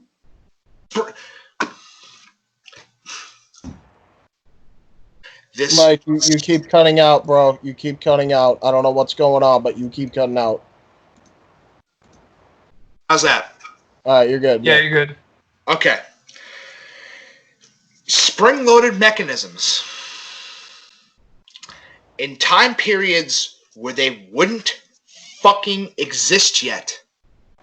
The hidden blade doesn't make sense. It looks interesting, and it does look cool. I'm not going to deny that. Well, But it why is doesn't exist yet in the Norse mythology. No, it doesn't exist at all. Dude, it's not even close to existing. I'm saying it right now. It doesn't exist anywhere in history. The hidden blade tool that's from Assassin's Creed 1 doesn't fucking exist. There is no weapon in history that was spring-loaded and could easily shoot out and stop at a certain point. Stop right at the base of the wrist. And then when you close your hand, it goes back in. It's impossible. Yep. Because eventually you're going to fucking stab yourself. You're going to do something stupid. Oh, this lovely one. Oh, fuck, I killed her. I didn't even mean to do it. I just killed somebody. I didn't even mean to do it. It goes against the code. Remember when the code was the big thing, the Assassin's Code, where that was like a whole... Yeah. The Apple of Eden. Don't worry about it. As I said, if you want to play these games, go from 1, 2, its sequels, and 3. Just do that. Desmond Miles. Now that Miles is dead, they're like, we can do whatever the fuck we want now. Yeah. Now the moral story is Assassin's Creed India, Assassin's Creed Russia, China. Now we're gonna do the Vikings. Do me a favor. Just fucking research. It's not that hard. It took me about 4 days to compile all the stuff for my idea for an Assassin's Creed game. It took me 4 days of research and back-checking and back-checking and back-checking and back-checking and going through actual weapons that would have existed at the time. That is why in my game, there will not be a hidden blade. Fuck you, I don't want to even make it an Assassin's Creed game. Give me a Japanese game where I finally get to play as a ninja and try to go through a historical event. well, Matt's about to go. Matt, if you want to say bye to everybody, you can before we talk about our final topic. Matt? Thanks for coming on, brother. Bean sauce. See you, brother. All right. Now, let's talk about the final story, because, moral of the story of this game, and I wanted to end it with this. Another historically inaccurate Assassin's Creed game for Christmas in the holiday season this year. Merry Christmas! And a happy go fuck yourself, Ubisoft. I don't care which branch. Yeah. Ladies and gentlemen, I do want to end this with some good news, because I like ending these with some good news. Indivisible, which is a game made by the talented Lab Zero boys. If you don't know who they are, they're the creators of Skullgirls, one of the greatest Western fighting games ever made. It is super fun. Read this. I was going to say, you could actually read this, Mike. Okay. Anything yet. Okay. I mean, I don't want to read, but that's fine. You gotta read, so, man. We all read an article. Indivisible is a stunning 2D RPG from the folks behind Skullgirls, which is finally going to be released on Switch. Mike Zamont, lead designer at Lab Zero Games, confirmed surprisingly on Twitter, leading up to the big event. I've had the chance to finally play Indivisible after seeing the game and see the alpha build, pre-alpha build, debate build, all this other shit. I will sit there and tell you it is one of the funnest RPGs I've played in a good chunk of time. It doesn't fuck with you, and it has some surprisingly really good voice actors. Great. Matthew Mercer shows up. You have... Here's a list. Just go through the fucking list. If you like Star Trek, the main villain is a Star Trek character. It's totally worth playing and going through. Indivisible was an Indiegogo crowdfunding backing game, and we hope them the best at this point. I mean, things that we can say. It will be getting a day one patch when it comes out. So just to let you know that there might be a small bug because of the fact that they're switching from PC to console. And 505 Games is going to help them out a little bit when it comes to the coding. If you don't know who 505 Games is, well, I'll let you know. I remember correctly, I think they did Portable Knights.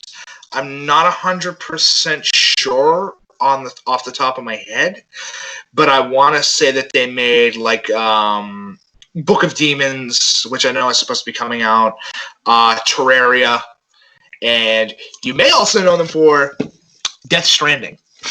Oh.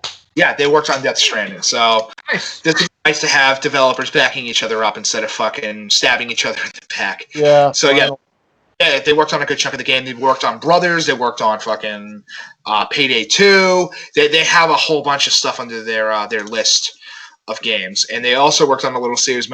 Some people may know if you're into horror, Dead by Daylight. So Lab Zero, from a fan that really loves Skullgirls. I mean, fucking, you can thank Sean Maverick for getting me into the game more than anybody else. Big Band is one of the fucking funnest characters to play in a fighting game for how much shit he has in his arsenal, and I would recommend it to you as a fan of RPGs, and you want an RPG that will challenge you just a bit, but is a very good story and an interesting concept. I would go for it, plus the animation. Mwah! It's so good. But, ladies and gentlemen... So, yeah, if you guys want to check that out, if you want to check out the article for that in full, it's actually by Austin Wood of GamesRadar.com, and it's actually entitled, Abrupt Indivisible Switch Port was a shock to its fans and developers, because it was good. Yes! It's, like, super fucking good. Anyway, ladies and gentlemen, boys and girls of all ages, individuals out there right now, people of concern, yes, our fans. Thank you for watching this video. If you happen to have enjoyed the video, please subscribe, do all the fucking nonsense that obviously is just mandatory at this point. It's mandatory. You better do it, even if you sub. Sub again. If you enjoy the content, please come back. We'll be posting another video when we get the chance at some point. But from us at Indie Force to you, we could say this. We love it. When a plan comes together. Woo!